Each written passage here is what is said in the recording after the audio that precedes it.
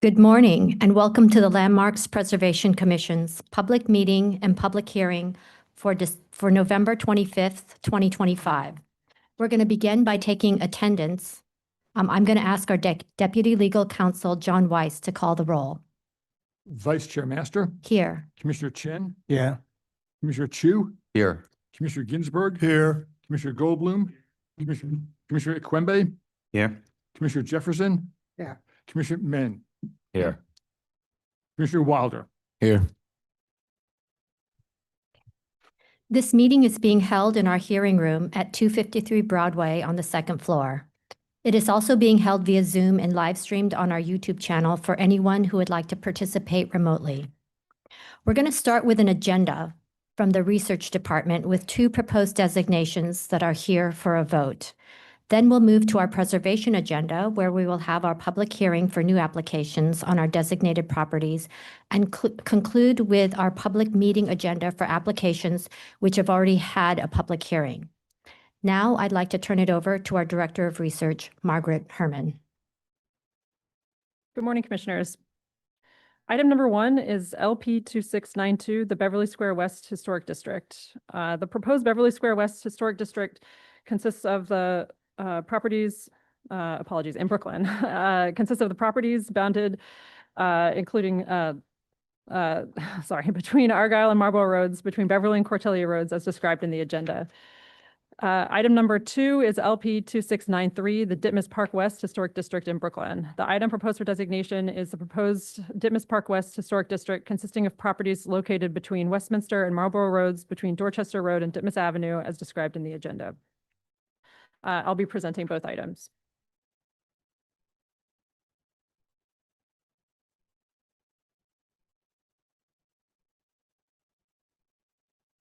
On behalf of the Research Department, today I will be presenting the proposed Beverly Square West and Ditmas Park West Historic Districts, 2 well-preserved districts of freestanding houses built almost entirely between 1895 and 1910 in the historic suburban section of Flatbush, Brooklyn. First, I want to provide a response to the testimony we heard at the public hearing. Following that, I will explain very small boundary adjustments that involve removing one altered non-contributing property in each district.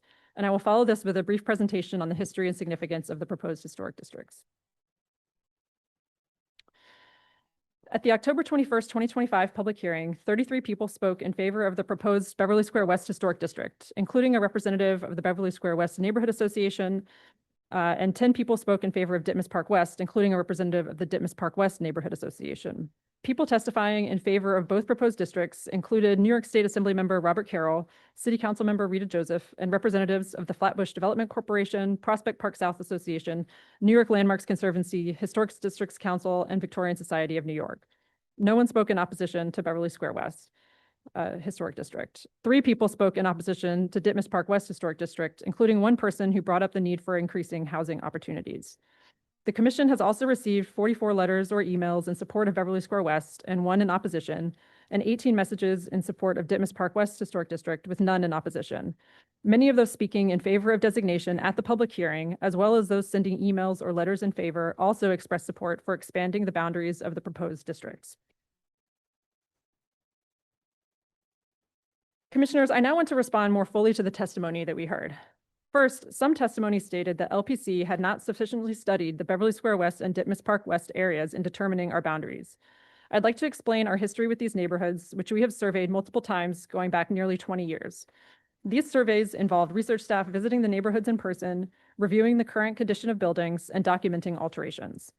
In these prior surveys, the agency has consistently found that the broader areas did not merit as a whole, but further consideration of limited sections may be possible. In Beverly Square West, in a 2007 survey, Argyle, Rugby, and Marlborough Roads were identified as the best candidates for potential designation. Following additional surveys and multiple site visits in 2013 and 2018, staff noted the number of alterations in the broader area, but identified in particular the high integrity of houses on Rugby Road within our proposed boundary. Staff also surveyed Ditmas Park West in 2007, 2015, and 2018, finding similarly that a study area smaller than that proposed by the community was the best potential candidate for designation. These surveys showed that the blocks of Westminster, Argyle, and Rugby Roads between Dorchester Road and Ditmas Avenue had the highest integrity within the broader area. We also heard testimony at the hearing that LPC staff had not engaged with community members to explain the reasoning behind our determination of boundaries. LPC staff met with the council member and neighborhood representatives in March and the broader community in April of 2025 to explain our survey and proposed boundaries. In these public meetings, agency leadership presented our analysis and answered questions about the proposals and what it means to be designated in a historic district. Following these meetings, LPC staff had multiple conversations with individual property owners, both in and outside the districts, to answer additional questions and concerns. Finally, we heard testimony stating that areas outside of our boundaries, particularly in Beverly Square West, merited inclusion in the proposed historic district. This slide shows an analysis of the broader study areas we have surveyed over the last several years, with the streets mapped according to streetscape quality. The blocks are color-coded to indicate cohesiveness and integrity across rows and full blocks. Green represents stretches with overall strong architectural cohesiveness and integrity.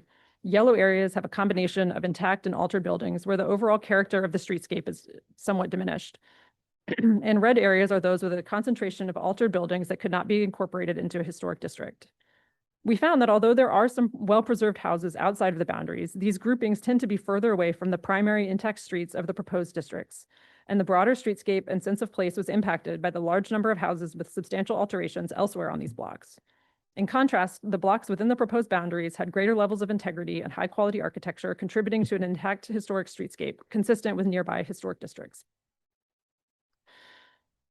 Starting with Beverly Square West, the following slides show examples of altered houses on blocks outside of the proposed historic district that contributed to our decision to exclude them from the boundaries. Common alterations seen in these homes, such as on the southern end of Westminster Road seen here, include residing that has resulted in a loss of historic ornament, porch enclosures that date after the 1940s, and non-historic site changes. Many of these altered homes would not meet LPC's standards for contributing to a historic district, and together they substantially impact the character of the streetscape on these blocks. You can see similar heavy alterations in these homes on the west side of Westminster at Slocum Place, with a loss of historic ornamental detail and major porch and stoop changes on both houses. On Stratford Road and some of the smaller side streets, the quality of the architecture is also somewhat more modest, with many houses having non-historic porch alterations, recladding, and other changes that impact the streetscape, especially at the southern end, as seen here. On Stratford, at the corner of Matthews Court, here are more examples of altered homes. The house to the left has had its porch completely filled in and has been resided with a loss of historic ornamental details. The property on the right is essentially only concrete formwork with a complete loss of historic fabric. We also looked specifically at 12 houses on Beverly Road to the west of our boundaries that were mentioned by the council member and found that nearly half of them have been quite altered. Alterations are also evident on this block of Beverly Road. This is between Stratford and Westminster Roads. Even though there are some houses with only minor changes, they tend to be located between more substantially altered houses, resulting in a streetscape that would not meet LPC standards for inclusion within a historic district. Some testimony also requested further review of the boundary of the proposed Ditmas Park West Historic District, looking across Ditmas Avenue from the proposed district. Because it is a wider street with different character, with a mix of primary and secondary facades and garages facing the avenue, Ditmas Avenue represented a clear boundary to our proposed district. Most houses within the proposed boundary have primary entrances facing inward onto Westminster, Argyle, or Marlborough Roads. Additionally, the south side of Ditmas Avenue was not part of the historic Ditmas Park West development begun in 1902. There are some intact homes outside of the boundary across Ditmas Avenue.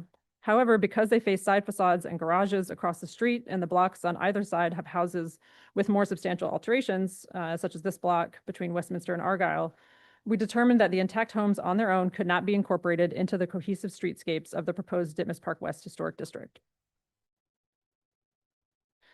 As a result of our analysis, research staff found that the boundaries proposed today contain the highest quality architecture and most cohesive streetscapes not yet designated in Victoria and Flatbush. Together, the two proposed districts stand out from surrounding blocks and best represent the neighborhood's development history and significant architecture. Commissioners, before we move on to our presentation, I want to explain small boundary adjustments to the proposed Beverly Square West and Ditmas Park West historic districts that involve removing two altered non-contributing properties. As we go through the survey and designation process, we continue to evaluate the condition of the buildings to determine whether they contribute to the historic district. Our analysis showed that there was one house on the edge of each district boundary that should be considered non-contributing due to their non-historic alterations and current condition. Because they are each on the edge of the proposed districts, we believe they should not be included within the boundaries. In the Beverly Square West Historic District, one of these heavily altered and non-contributing houses, 359 Rugby Road, sits on the southern boundary of Rugby and Cortelia Road, facing the public school, which is not included in the district. The house has been reclad in stucco and brick and lost much of its historic ornament. Because of its alterations and its edge location along Cortelia Road, staff recommends that this house be removed from the proposed Beverly Square West Historic District. In Ditmas Park West, we heard testimony from the owners of 1135 Ditmas Avenue regarding the poor condition of their house, which is located at the southwest corner of the proposed district and has been under construction since 2015. Further investigation has revealed that this house is structurally compromised and has a full vacate order on it from the Department of Buildings. Due to its poor condition and its edge location at the corner of the boundary, staff recommends that 1135 Ditmas Avenue be removed from the proposed Ditmas Park West Historic District. I will now move on to describe briefly the history and significance of the two proposed districts.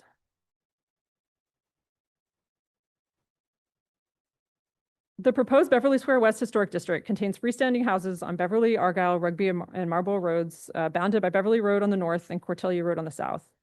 The proposed Ditmas Park West Historic District is located 1 block south of Beverly Square West, and it contains freestanding houses on Westminster, Argyle, Rugby, and Marlborough Roads, as well as on Ditmas Avenue.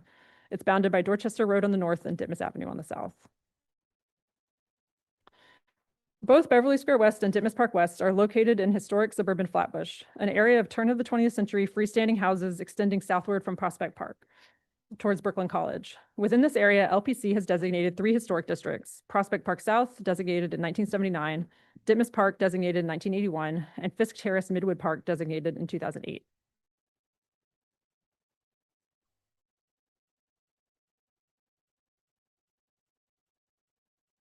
The development of Beverly Square West began when local builders and individual homeowners began constructing houses within the northern portion of the proposed district in 1894.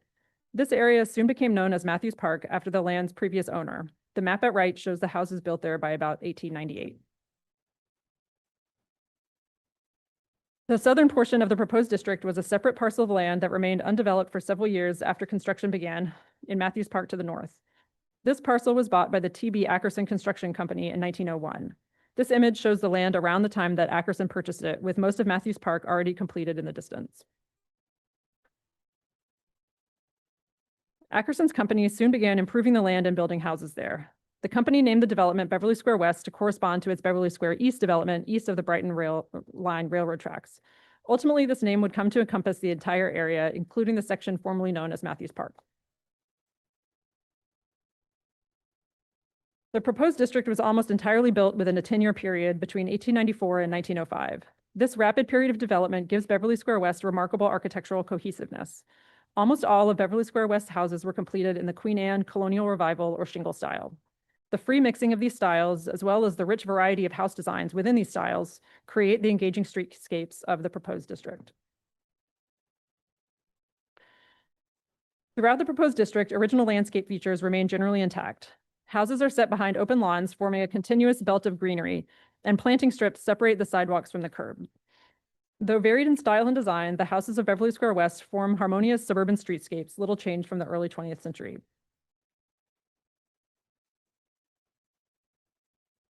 The proposed Ditmas Park West Historic District, as I said, is located 1 block south of the southern boundary of Beverly Square West Historic District. It's just west of the existing Ditmas Park Historic District, which is partially shown within the blue line. The space in between is the Brighton subway line. Ditmas Park West was a project of Lewis H. Pounds and his Manor Realty Company. In 1902, Pounds purchased the former John Ditmas farm, which had been farmed using the labor of enslaved people into the 19th century. The property was bisected by the Brighton Railroad. Soon afterward, Pounds began developing the portion east of the railroad line as the Ditmas Park development and the portion west of the railroad as Ditmas Park West. Ditmas Park West was intended to fill the need for dwellings of moderate cost in a select neighborhood with good permanent street improvements. Rather than build the houses himself, Pounds sold off parcels to individual developers with deed restrictions intended to protect the development's leafy residential character. They required that all construction within Ditmas Park West be exclusively of 2-story single-family houses set back from the street and costing not less than $4,000. Flat roofs, fences, and terraces were prohibited, as were manufacturing and commercial activities. As in Beverly Square West, Ditmas Park West possesses strong architectural and historical cohesiveness due to its rapid development and uniform building type. All but 2 of its houses were constructed between 1902 and 1910, with the remaining 2 built in the 1920s. Queen Anne, Colonial Revival, and shingle-style houses dominated the development. Today, the historic landscape features of Ditmas Park West remain largely intact, contributing to its lush suburban feel. Front lawns remain continuous and open in front of houses dating from the early 20th century.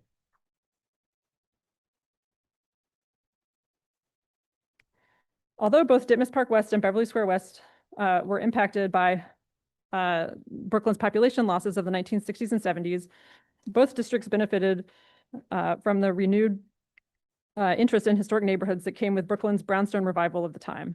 Walking and house tours started by the 1980s were crucial in increasing awareness of these areas' rich architectural history. Since that time, these districts, which initially excluded non-white families, have become increasingly diverse as African-American families and families of East and South Asian and Middle Eastern background have purchased houses here. The districts also have a substantial Jewish community, which first took root by the 1930s. Today, both the Beverly Square West and Ditmas Park West historic districts maintain their cohesive streetscapes of historic freestanding houses. The research department recommends that the commission vote to designate Beverly Square West and Ditmas Park West as New York City historic districts with the revised boundaries as presented today. Thank you. Thank you, Margaret. Lisa, did you want to say something? Yes, please. Commissioners, in terms of responding to the testimony, I did want to note that we also heard some comments about the need to continue to create housing and housing supply concerns in historic districts. And I just want to read a statement regarding ADUs in these historic districts. So as you may recall, the City of Yes for Housing Opportunity rezoning was premised on the idea of adding a little more housing everywhere, a goal that LPC certainly supports. One of the provisions in the rezoning allows for the creation of ancillary or accessory dwelling units, or ADUs, such as backyard cottages, garage conversions, and basement apartments in 1- and 2-family homes in all low-density zoning districts across the city, with some restrictions.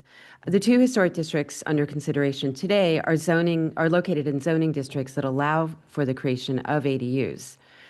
In historic districts, several types of ADUs are permitted, and those include interior ADUs, which are units located within an existing building and allow for a cellar, attic, or other portion of a building to be converted into a separate apartment.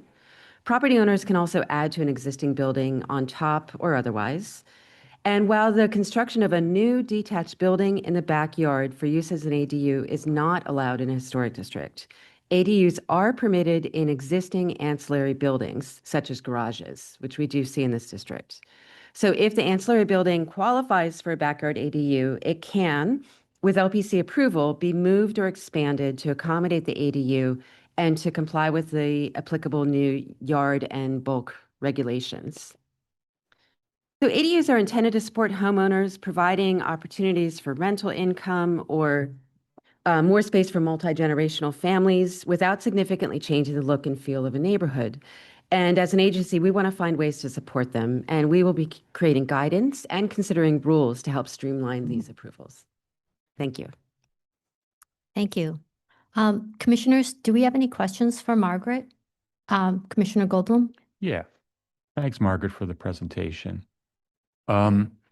Implicit in what you were saying were a couple of kind of underlying principles that we've talked around for a long time, but I think that are particularly relevant here it would help me if we could kind of at least talk about them a little bit. One of them was intactness, and the other one was kind of contiguity, or the sense of a block. Are those, am I wrong in thinking that those are kind of baseline standard criteria that the commission uses to determine what's in a district and what's not? Yes, I mean, those are the 2 main things that we look at. We really look at, whether a district has we call it a sense of place. And, that could mean there could be some variation in integrity, but we do want to see, a cohesive streetscape would have, the vast majority would be intact or only have minor alterations. And I think together, particularly because, the majority of these streets are on both sides of the street with these highest integrity levels that we see, it really does create a cohesive streetscape. And behind, like the underlying principle, I imagine in that is that, a streetscape that's more or less intact has more historic material than a streetscape that's a mess. Yes, that's correct. This is a very, in my experience anyway, a pretty unique situation where a neighborhood and its representatives are basically begging us to include areas that they acknowledge are less intact than other areas that we have chosen in the past to not designate. I mean, that's and how should that consideration play in? I mean, these houses could be made contiguous with their neighbors should they wish to, and should they wish to subject themselves to LPC oversight. Should that be a consideration where they're saying, sure, I'll renovate my house so that it looks like it used to look in the 1940s tax code? Commissioner Goldblum, maybe I could just jump into that. So I think integrity or intactness is one thing, but also, it's the development history, it's the quality of the architecture as well, and how it all fits together on the streetscape. So I think these decisions are not just made on the integrity. That's a big part of it. It's a very important part of it, but I think it's also, on those other factors as well. Right. So, but in the case of some of the blocks that we've looked at, where blocks of houses have been identified as being modified beyond what we would consider minimally, I don't think that the commission would say that it hasn't had experience with homeowners in other locations who have similarly altered houses, who have been able to restore those houses to an improved condition. My question is, I think that those, if you were to imagine those areas that were in yellow on the map, for instance, as being fixable, and if fixable was considered something that we should think about, would that allow us to, they're basically saying, we'll do it. But, and I mean, yeah. and it would have been contiguous. It was by the same developer. Help me understand why that's not a good thing. I think that it's not just based on intactness, so I think there's a different, there's different quality of architecture, especially as you get closer to Coney Island Avenue. And when you are on those streets, you can see that. Mhm. So integrity is, one factor in addition to the, different development history that all together creates that sense of place. And, I think it's also important that we do regulate buildings, in an as-is condition. So when we designate them, they are as-is, and people don't have to make changes to them. So that is something. So yes, there are examples of buildings coming back and being restored, but that's, not required. Commissioner Jefferson? If the structures are repaired correctly, would they be brought back into the district at some point? Can they then, 5 years later, the district be expanded so that that'd be part of the district? Well, I think that, the research department, as Margaret said, has done surveys here a number of times over, more than a decade. And I think that we haven't found this larger area to be meritorious for designation. I think it's partially based on integrity, but it's partially based on, sort of different development history, different architecture. So I'm not sure that we are, I can only speak for today, but I think that today what the research department is recommending is that these are the strongest boundaries. So once the boundaries are set, they're set. That's it. We have to come back again to expand it. Correct. The commission, could only vote today on the boundaries that are before you, or I guess to modify them to make them smaller. Commissioners, any other questions? Commissioners, do we have any thoughts on these two historic districts? Would anybody like to comment on them?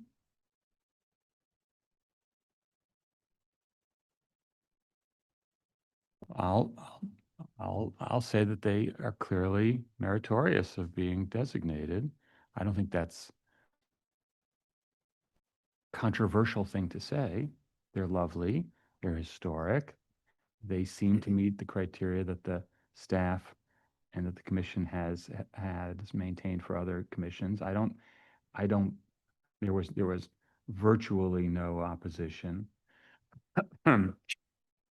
So, I mean, I don't think that there's any question that the boundaries proposed certainly deserve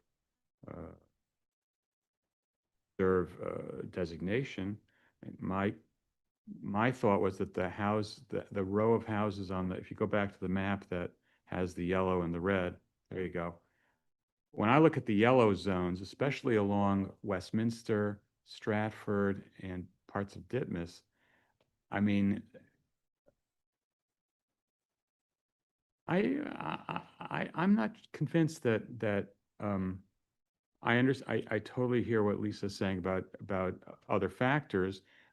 If I'm not remembering the presentation poorly, the areas in yellow along Westminster, Stratford, and Ditmas were, I think, part of the historic development in question. And their reason for assessment on this map is not the reason that they're giving a yellow instead of a green is not, at least the ones on Westminster and the other ones I was talking about, they do create a sense of place if they were in decent shape. And the reason for drawing the map the way it was because of their condition, as opposed to the other factors that Lisa mentioned, unless I didn't understand it right. And if that is the case, and you have a situation where homeowners are saying, take our historic but poorly maintained houses and include them in your district, and let us take advantage of restoring a historic artifact, I think that's worth considering. Thank you. Does anybody else have any comments or thoughts on this? Commissioner Jefferson? Right, that the boundaries could be expanded. I mean, I think closing it off for 10 years or 15 years. And there's an additional issue to this is economical. I mean, the value of the property goes up once you become part of a historic district. So it becomes, and the community wants it. So Thank you. Any other comments?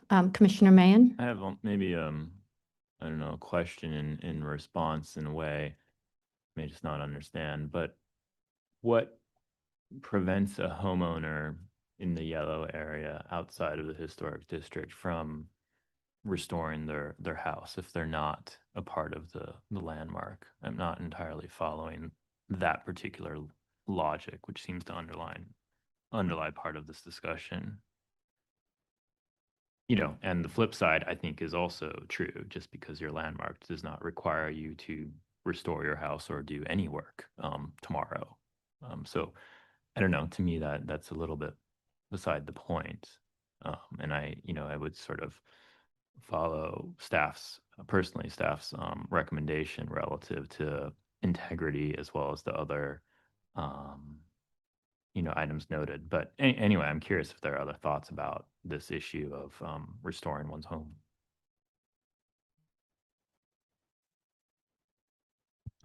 Commissioner Wilder? Just a quick question. How much does homes on both sides of the street factor into a cohesive streetscape? Because based on the boundaries, it seems like you have both sides. But if I look at Beverly Square West, it seems on Westminster, on the right side, there's a significant amount of yellow, and on the left side, a significant amount of red, which could possibly play into that streetscape. So how much does that factor into it? That's a I think it factors in a great deal. We do generally prefer to have homes on both sides of the street. I think it creates a cohesive streetscape. On Ditmas Avenue in particular, there are, I think, one block that faces Ditmas Avenue, but the most of the homes actually fades inward onto those streets. So we think that it's also the case in both districts, that we have most of the blocks, are on one side of the street, really creating this cohesive feel inside the districts. And if I could just add in, the commission, as has been pointed out, cannot compel an owner to restore a building. So the designation is of the building in its current condition today. And there's absolutely nothing that would prevent a homeowner in a building who owns a building outside the historic district of completely restoring it. But we can't compel owners, even if they're in a historic district, to restore a building. Okay, any other questions or comments? Okay, so let me say a couple of things too. So I'm delighted that we're proposing these two new historic districts, which are certainly worthy of designation.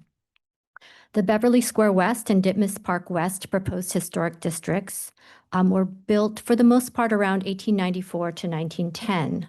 The introduction of new transportation options led to rapid suburban development in this part of Flatbush. The fact that these houses were built within such a short time period with a mix of similar architectural styles has given the neighborhood an architectural cohesiveness, which has created a distinct sense of place within each district.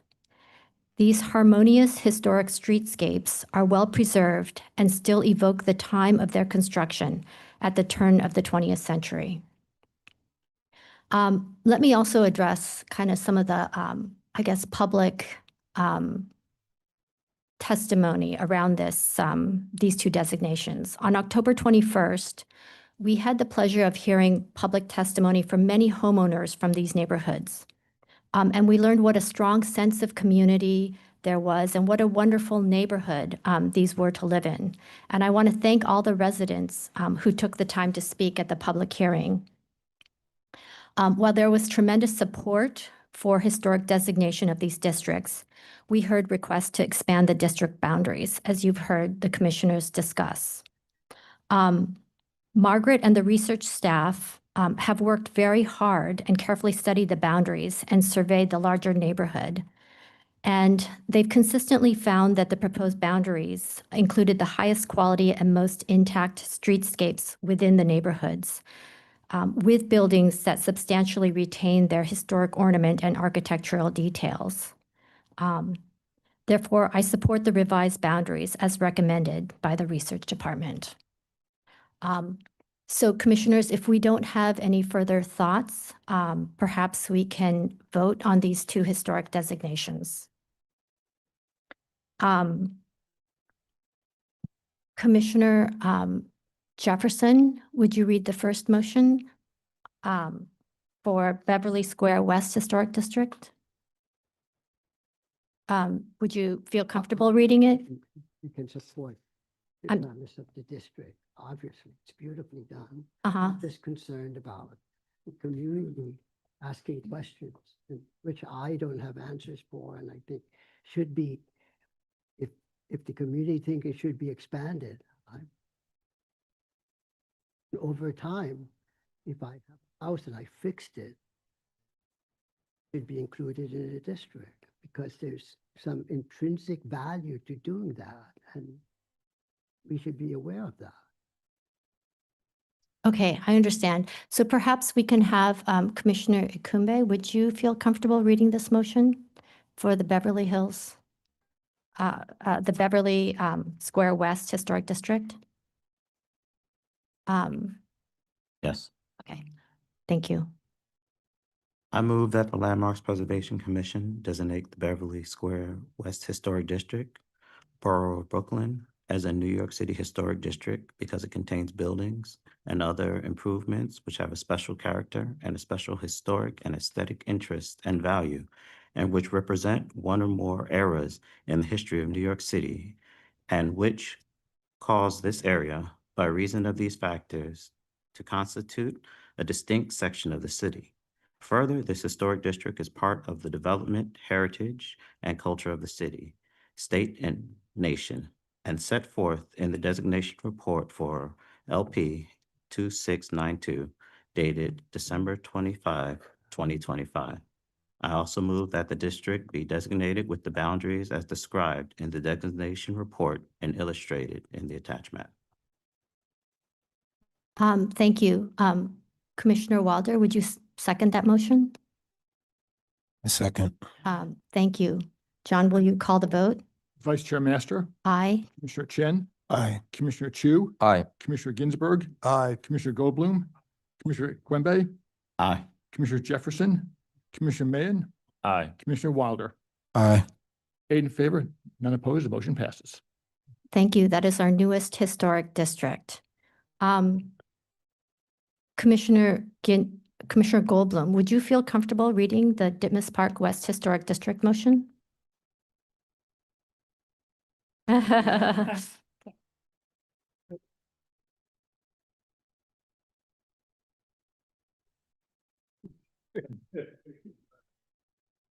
Regarding, I move that the Landmarks Preservation Commission designate the Ditmas Park West Historic District in the Borough of Brooklyn as a New York City Historic District because it contains building and other improvements which have a special character and a special historic and aesthetic interest and value, and which represent one or more eras in the history of New York City, and which cause this area by reason of these factors to constitute a distinct section of the city. Further, this historic district is part of the development, heritage, and culture of the city, state, and nation, as set forth in the designation report for LP 2693, dated November 25, 2025. I also move that the district be designated with the boundaries as described in the designation report and illustrated on the attached map.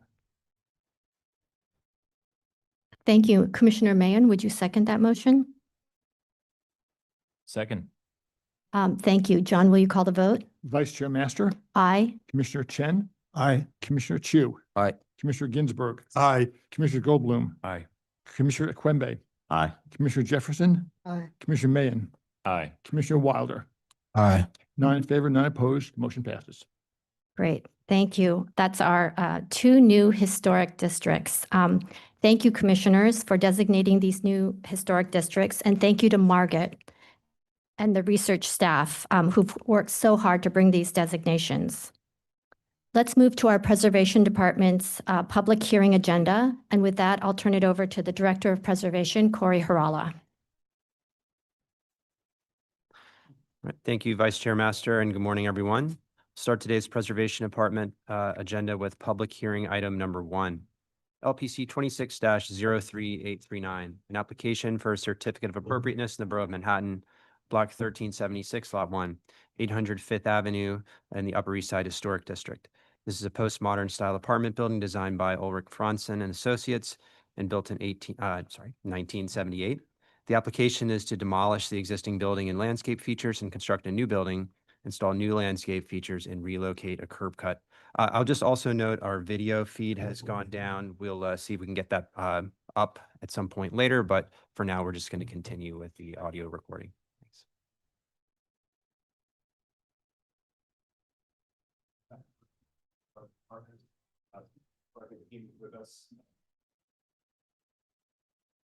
Yes, very good. Cass Stackelberg, Higgins Quays Barth and Partners, joined by our project team, including our client, Mickey Neftali of Neftali Group, Paul Whalen, Robert A.M. Stern Architects, my colleague Lindsay Peterson, and Jeremy Kozen from Fried Frank. Before I begin presentation, and Paul and I will be taking you through the project, Mickey did want to just say a few words. Good morning, commissioners. Thank you for having us here. This is a very important and exciting project for us. For many years, we develop around the city, and we pay a special care to the buildings that we design and built in different neighborhoods in the city. This is our 5th building on the Upper East Side and our 5th collaboration with the office of Robert M. Stern. The first thing as a developer is to pick the team. And I think that we chose the best team in class to work on this important project. Some of the projects that we previously completed with Robert Stern architect, for example, the Belmont, which is the corner of 86 and Madison Avenue, 200 East 83rd Street, which is the corner of 83rd and 3rd, the corner of 77 and 2nd, which is a 50-story tower that is coming up as we speak right now, and the Henry, which is the corner of 84 and Broadway. In addition to that, on the Upper East Side, we built the Benson, which is a building that designed by Peter Penoyer on Madison Avenue and 79th Street. So I'm very excited to share with you our plan for 800 Fifth Avenue, and I thank you for your time. Thank you, Mickey. A bit of the project team, let us begin here. A map of the Upper East Side Historic District on the left, the designation from 1981, and then 800 Fifth Avenue, a photograph of the building on the right. This is a 33-story building designed by Ulrich Franzen and completed in 1978, 3 years before the historic district was designated. And there are really sort of two considerations for the commission to evaluate today. One is that the existing building does not contribute to the historic district, and that its demolition could be found as acceptable, and that the new design is an appropriate addition and an enhancement to the overall historic district.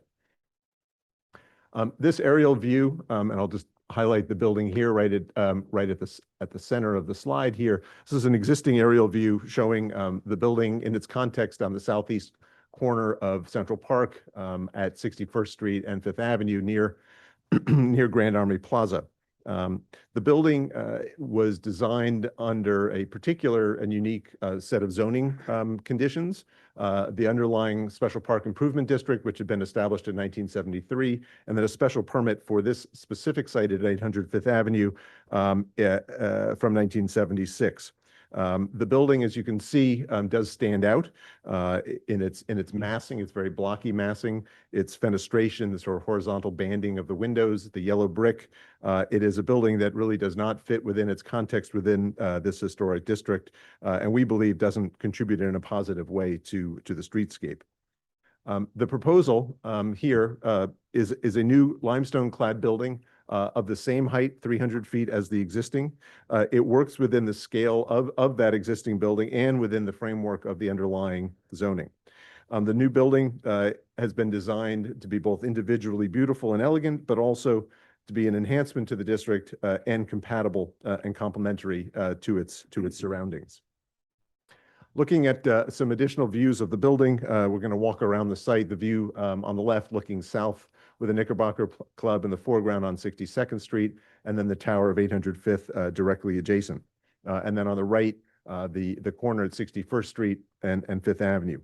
When the building was completed, it was not well received. I would say it hasn't grown it hasn't gained any followers, passionate followers since its completion.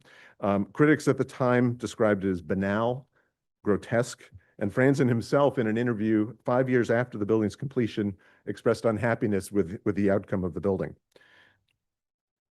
A few additional photos. The base of the building, which the commission designation report referred to as peculiar. On the left, this sort of screen wall, and then turning the corner onto 61st Street, this somewhat blank treatment for a street facade, feeling almost more like an institutional entry than an apartment building. The back of the building, the east facade looking west on 61st Street, there's a brick screen wall behind which is a garden. You can see this garden on the right. This dates to a commission approval from 2013 and is not the original landscaping that went with the tower. I'll also just point out here in the photo on the right, there's a parking drive to a below-grade parking lot with a curb cut on the east end of the property. The development of Fifth Avenue really began in the last quarter of the 19th century. This photograph on the left from 1895, showing the mansions and townhomes that line Fifth Avenue fronting onto Central Park. This is in the foreground, the Astor Mansion, Richard Morris Hunt's building. And largely there was a consistent scale of buildings really through the beginning of the 20th century. And the photograph on the right, 1916, begins to show the introduction and incursion of larger scale apartment buildings, which followed a trend, obviously not just on Fifth Avenue, but throughout the city, but is the beginning of a change in complexion of the city, of the way people lived in the city. And this building illustrated here, a 25th, completed in 1916. This photograph from 1933 shows that continued evolution of the introduction of apartment buildings along Fifth Avenue and really changing the nature of Fifth Avenue and as well the city beyond. But I think what's interesting in studying the context for this project, I think there's a perception that there's this sort of continuous street wall along Fifth Avenue. But in fact, actually within the boundaries of the historic district, there are 19 block fronts stretching from 59th Street up to 78th Street. Nearly half of them have a mix of scales that you begin to see in the 1930s, with the remaining townhomes adjacent to taller buildings. And that is a condition that persists today. The site at 800 Fifth Avenue, highlighted in this map from the 1930s here in yellow. This is the Dodge Mansion that was completed in the 1920s for Ethel Geraldine Rockefeller Dodge, and then the overall site of the existing building in red at 800 Fifth. And this sort of discrepancy and split variation in scales is most pronounced perhaps down in the southern end of the district, down to the southern end of Fifth Avenue near Grand Army Plaza. The Hotel Pierre, which had been completed in 1930 at 41 stories, directly adjacent to this much smaller Metropolitan Club. And then the block to the south, the Sherry Netherland, at 38 stories, completed in the 1920s. So there is this increased height, particularly that occurs down on the southern end of Fifth Avenue. The WPA guide from the 1930s refers to this group of buildings actually as the Plaza Group. And in much of the way that the Plaza Hotel, which had been completed in 1907, was a catalyst for the development of other hotel and large-scale buildings in the southeast corner of Central Park. And so what you see here in this photograph from the 1930s is the Plaza Hotel here, the Savoy Plaza Hotel here, which is now demolished, the Sherry Netherland, and the Pierre Hotel. So there's this increase of height, which really is a sort of a transition to Midtown Manhattan. And these buildings themselves, particularly this group within the Plaza Group, the 1920s and 30s buildings, all had a prominent scale, but also really heavy articulated facades, like the Savoy Plaza, which had these projecting end pavilions set on this consistent base with a recessed central portion. The Pierre Hotel, sort of the inverse of that, with a central base, projecting central portion, and then recessed shoulders or sides on either side. So again, this sort of articulation and then treatment at the crown of these buildings that could be seen from across the park. Moving to the 1970s, this is an aerial view of the site on the left from 1977, with the Dodge Mansion remaining, but all the other properties on that site having been demolished, and then a map from the 1950s illustrating that condition. And this is at a time when the city had recently passed in 1973 the Special Park Improvement District zoning. And the intent of that really was to respond and discourage plaza development, particularly along Fifth Avenue and along Park Avenue, in response to this idea that there was kind of redundancy, there wasn't a need for plazas with Central Park directly across the street on Fifth Avenue and the Park Avenue malls. And so the intent was to advantage buildings that actually met the street wall. And that was established in 1973. And then more specific to the site at 800 Fifth Avenue was the establishment in 1976 of a special permit on this site. So I think it's important to note that the scope and form of this building is really derived specifically, the existing building and the proposed building derived from this underlying special permit on this site. And the special permit itself allowed for 33 floors within a 300-foot volume. It allowed for commercial use at the base, sort of recognizing this site as a sort of transition to Midtown, and also allowed for parking allowances for residents. A photograph of the building from 1979. The building had been completed in 1978. There wasn't much development in the city in the 1970s, so this building drew a lot of attention. There were 3 separate editorials in the New York Times dedicated to this project, and really none of them were positive. The Ada Louise Huxtable quotations, I think, are very telling, and this was sort of the feeling of the day broadly. There were notes about the building being grotesque, bland and grotesque. Other writers described it as extremely disturbing as an insertion building within the context. In 2013, the commission saw an application for redesigning the landscaped area to the east of the property. This is a proposed rendered plan on the right, illustrating what was approved and ultimately built, and a section of the permit, the certificate of appropriateness permit on the left, that indicates even in 2013, the commission found that the building was not one for which the Upper East Side was designated.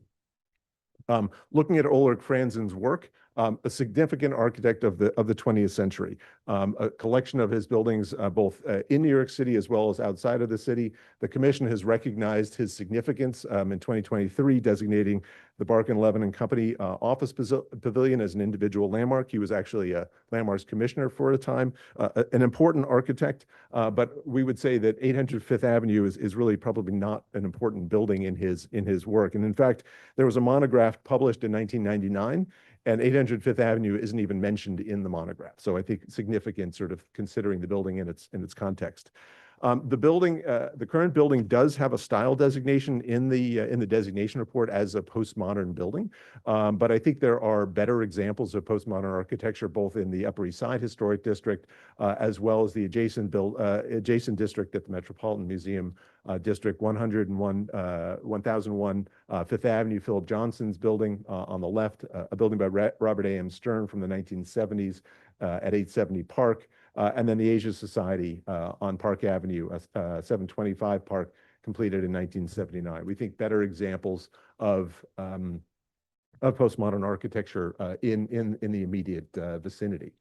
And then just looking and stepping back and thinking about commission approvals, this was a project actually that came to the commission in 2023. And then again, you saw it last week. This was approved last week. The demolition of a large-scale residential building on Fifth Avenue. This is just to the north, the historic district to the north. But we include this just to provide sort of context for commission approvals for large-scale demolition and design and construction of a new building that is of traditional aesthetics. And then different context, different architectural vocabulary, but on Madison Avenue, 760 Madison, approved about 5 years ago. Again, sort of a more contemporary in its expression, but with echoes of mid-century design, large-scale residential building approved under commission review. And then finally, before Paul takes over with a design proposal, just a comparison, sort of massing comparison to indicate the sort of compliance with the underlying zoning. So as I mentioned, there's a special permit that governs the current building and the proposed building. We are at the same height at 300 feet.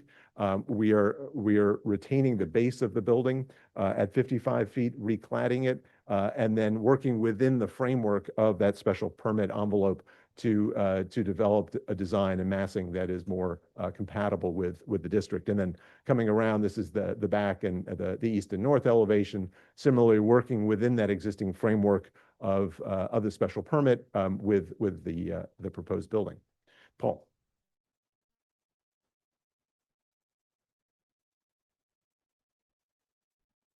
Thank you, Kaz, and good morning, commissioners. I think we all think of Fifth Avenue as a street of sort of largely similar height that comes down for many blocks, but it's important to remember that Fifth Avenue actually goes up in scale in a very beautiful way as it heads south towards 59th Street and Midtown, and the height of the existing building actually is a part of that, and in a way makes a transition between traditional Fifth Avenue and Fifth Avenue as it starts to integrate itself with Midtown.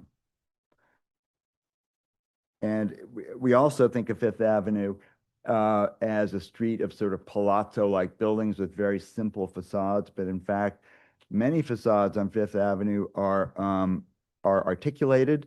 They go in and out, and they hold the street wall, but they're a bit more complicated than just a simple palazzo facade. And here are some examples. There's 800 Fifth Avenue by Emery Roth, which with the recessed center. 1 East 66th Street by Candela, also a recessed and kind of complex center. And then, most importantly for us, the Pierre Hotel, just south of us, built in 1930, which holds the street wall in the center, but steps down on the two sides with two shoulder-like elements that are more in scale with the historic houses and townhouses of the neighborhood. We found that quite interesting. And it is also a street of sculpted tops. I often think of Fifth Avenue as having simpler tops than the tops that you see on Central Park West with those great sort of hats on, especially on the double towers. But in fact, many Fifth Avenue buildings have quite complex sculpted tops that aren't just 1 or 2 floors. Some of them are 6 or 7 floors. And just one second. Here are some examples. They tend to be kind of, many of them are sort of irregular and landscape-like, such as 1 East 66th Street. Some of them become a bit more symmetrical, such as 834 Fifth Avenue, and some of them are quite symmetrical, such as 825 Fifth Avenue. Our attitude, since we were sort of heading towards the hotel buildings, Lower Fifth Avenue that start to connect to Midtown, was to create something that's symmetrical, but at the same time has some of the irregular landscapey qualities of these existing Fifth Avenue sculpted tops. And here then is the existing building. It's extremely simple, almost a cereal box type of thing on a table. Rises up 300 feet. It does, I think, interestingly make a connection between the scale of buildings like the Pierre Hotel, the Sherry Netherland, and the buildings off to the left of it. And of course, it has that base that connects to the scale of the Knickerbocker. And then what we're proposing is something that also makes that connection and scale between classic Fifth Avenue and Lower Fifth Avenue as it starts to meet Midtown, but with a much more sculpted, complex top that starts to connect it to that tradition of Upper Fifth Avenue buildings. And we're also taking that lower base. We still have that base connecting to the scale of the Knickerbocker, but then we've added a street wall to the center of it, which starts to connect in a better way to the traditions of Fifth Avenue that have a street wall, and is similar in diagram to what the Pierre does right next to us, with a lower base and then a tower-like feature that rises out of it that connects to the street wall of Fifth Avenue. So our design proposal. Let's start with the plan. Here you see the site, Fifth Avenue and 61st Street, north is up. On the left, you see the stepping of the building that we're proposing. And on the right, you see the landscaped area that we're providing, which has a bit more green than the existing landscaped area does. We're proposing moving the curb cut. It currently connects into a ramp that goes, so you look straight down into that ramp from the street. What we're proposing is that this landscaped area also become an access to the east entrance to the building, which would have a canopy above it. And it also would provide access to a car elevator so that you're taking that car traffic, the way it goes up and down, and moving it away from the street. At least you're not looking down a ramp. We have a center planted area, and we also have a fountain in the back, and I'll talk about this a little bit more later in the presentation. This shows the outline of our building as it hits the ground, the coverage, and then in a dotted line, it shows the coverage of the existing building, and the coverage is exactly the same on both. The massing's just been shifted around a little bit, and the shifted massing that we're proposing does meet the limitations of the special permit. It's within those requirements. So to look at the elevations, here we have the Fifth Avenue elevation with its base rising up towards the middle. We have a setback with a crown above that, special features in the crown. The two arches at the corners are both double height loggias that belong to double height apartments. The triple height, or the triple arches that are double height in the center are an enormous double height living room that connect to the penthouse. We like the idea of expressing special apartments on the outside, so they're not just enjoyed by people on the inside, but they're actually enjoyed by everybody in the park. People tend to know who lives there. They get to see, oh, that's Ken's apartment or whoever's apartment it's going to be. And it gives you something to look at, something intriguing to look at from the park. The traditional Fifth Avenue buildings always did that. Here we are on the south elevation. I think that the existing building has one of its biggest problems on the south elevation because the classicism of Fifth Avenue does not turn the corner. It kind of treats 61st Street as a rear street or like a property line. Here we have taken our classicism around the corner. We have a clear center. We have on the upper left that double height loggia opening, and it's balanced by a double height arch on the right. And then we have on the east elevation an elevation that is highlighted by its groupings of windows that illustrate what's going on the inside in those apartments. There's a center line that rises up to a two-story high crown-like feature at the top with 3 bays, and then that axis comes down to the front door, to the door, the east door to the building, with its canopy that exits out onto the planted area. Here we are on the north elevation. Every window that you see here it's on a property line, so these are convenience windows. They're not. They would be fireproofed as they need to be. These are all real windows, so that these apartments get, of course, nice views across the park. But also, since this building is so far south in Central Park, a lot of people in the park are going to see this elevation. We like the idea that this elevation is articulated, and that we've articulated all 4 sides of the tower. The tower has no real backs. And then zooming into the entrance elevation, we have this lower base. The 2 sides are 5 stories, meant to sort of reflect the townhouse scale that is still a part of this neighborhood, and that was completely a part of this neighborhood just over 100 years ago. We have different kinds of windows reflecting the variety of life behind those elevations. We have a 2-story high base that's rusticated, and then that rustication goes up the 2 sides in the form of coining. And I'll get into some of the details in further images. Here we have a detail of the front door. We have a broken pediment set inside a double height arch. So we have 2 scales going on here. And this is a feature that other Fifth Avenue buildings use, which we really like, the idea of sort of intimate scale of the 2 doors below and the larger scale of the double height arch connecting to the scale of the building. And on the right side, you can see the section shows you how articulated this all is, how dimensional it all is. So it's really going to feel sculpted and rich, and the sun will play beautifully on it as it comes around to the west. You can also see by the pattern that we put in on the front doors. This is a bronze pattern on the front doors, and that establishes a pattern that we're using in the metalwork all the way up the building. It's a theme that's continued.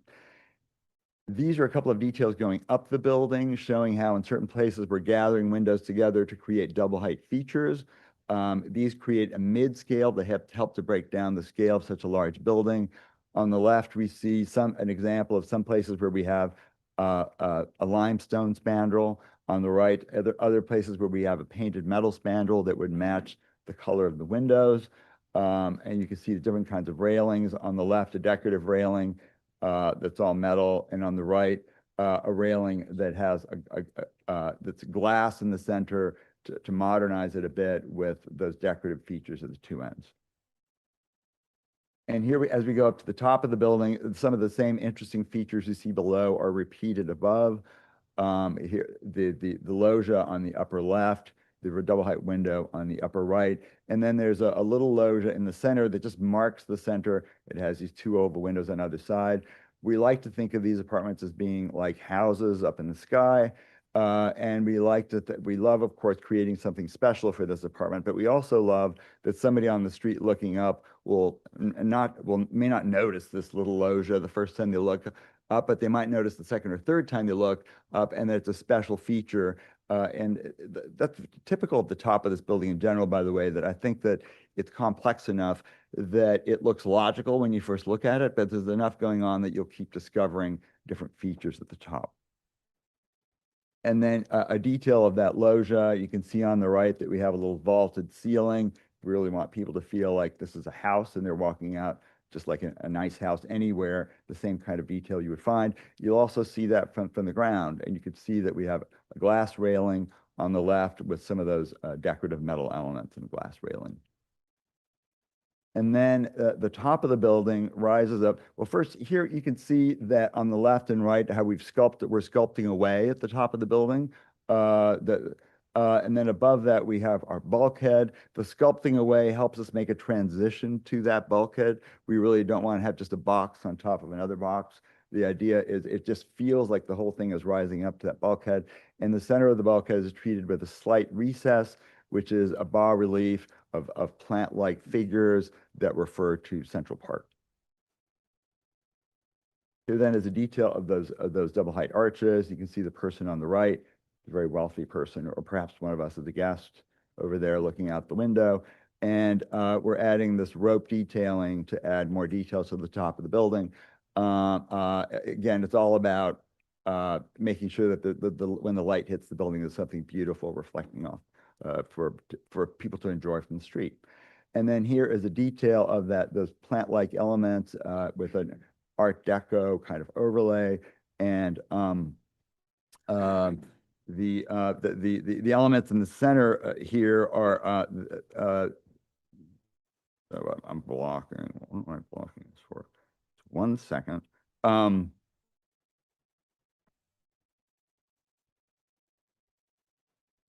Doesn't matter. Let's go on. Thank you.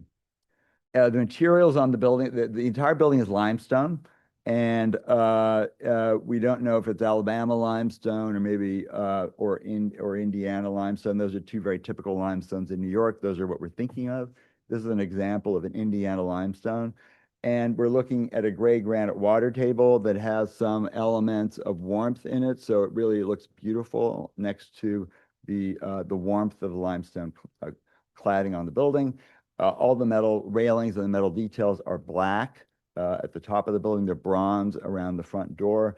And then we want to paint the windows and the metal spandrel panels in this kind of putty gray that has a bit of green in it. And it's a very classic color that's used in classical buildings on the Upper East Side. We think it's very beautiful because it has some of the warmth of the limestone continuing across the windows, but because it's a little bit cooler, the windows visually recess a little bit. And we think it's a wonderful tradition. We've seen it on the Upper East Side. We've also seen it in Washington, D.C. in classic buildings that were built in the 20s and 30s. And here then is the proposed landscape area existing on the left. On the right, a more symmetrical, bilaterally symmetrical landscaped area to go with a more formal, more classical building. We have 4 enormous trees at the corner. We have 3 water elements in the middle that would have glass below them, bringing light into an underground pool. And then at the back on the north, we have a continuous fountain that would bring the sound of water into the space. On the right, upper right, and lower right, you see the planted roofs of those 2 structures that we're adding in order to sort of get service off the street. And then at the only difference here between what I just showed you is this on the bottom right, you see the proposed materials for cobblestone pavers, a dark granite cobblestone paver for the field, and then a lighter granite paver for the edges, borders, and other decorative elements. We are here, these are a couple of section elevations inside the planted area. At the top, you see a section elevation facing north. We're proposing an 8-foot limestone wall that would have layers of planting in front of it, some trees and some shrubs, also that linear fountain. It's low enough that you'll still be able to see the backs of those townhouses, which are really quite lovely. And they'll also be able to look through the planting into the landscape area as they do right now. Below, you see the east elevation where you have on the lower left, the elevator structure covered in limestone, the same detailing as the rest of the building. Lower right, the egress and service structure also covered in limestone and meant to look like a continuation of the garden wall. And in the center, we have an 8-foot limestone wall below, and then a 20-foot decorative painted treillage made out of aluminum to start to cover this very blank facade on that existing building and to sort of bring some of this classical garden, these classical garden features up onto that wall. Here we're looking at the two sections. We have proposed section A and proposed section B. If you look on the lower right, section A is the east-west section going the long way through the site, and section B is the north-south section. And so if you look at section A, you can see that currently the underground area of the building goes down 19 feet 4 inches. We're proposing going down another 19 feet 4 inches, which will allow us to have the kind of underground amenities that buildings like 220 Central Park West, 15 Central Park West have, like an underground pool, gym, etc. It's very typical for this kind of building. This is a world-class building. And then below that, we have the proposed parking. In proposed section B, you can see that the original 19.4, the additional 19.4, but also that we are staying away from the Knickerbocker with our additional 19th floor to leave, to make sure that we have a good amount of distance between what we're doing and the Knickerbocker. The views of the building. Here we are. This is an existing view from the Plaza Hotel. And then what we're proposing, something much more articulated, something that brings some of the romance of Fifth Avenue, but also just fits into the architectural vocabulary that Fifth Avenue is famous for. It's all limestone, by the way. And then here we are in the park looking back towards the building. And then what we're proposing, which is, I think, something more memorable. We're creating larger scale features that can be enjoyed from the park. We're essentially creating a kind of a complex crown that is also like a landscape. And again, carving away at those corners of the existing massing. Here we are at the corner of 61st Street, the existing building with that sort of facade and no real side. And what we're proposing to do is taking the classical architecture that we're establishing on Fifth Avenue and turning the corner with it so that 61st Street is treated with the same kind of care that Fifth Avenue is treated with. You start to see the relationship, by the way, also between our lower corner in front of us here and the low corner of the pier on the right side. I think they'll play nicely with each other as a kind of gateway feature. This is the facade of the existing building. It's very gridded, even though the scale is quite nice. And we're maintaining that scale, but we're providing more of a grouping of windows that that to us sort of recollect townhouses and the special rooms behind the facade. This is the existing garden wall on 61st Street.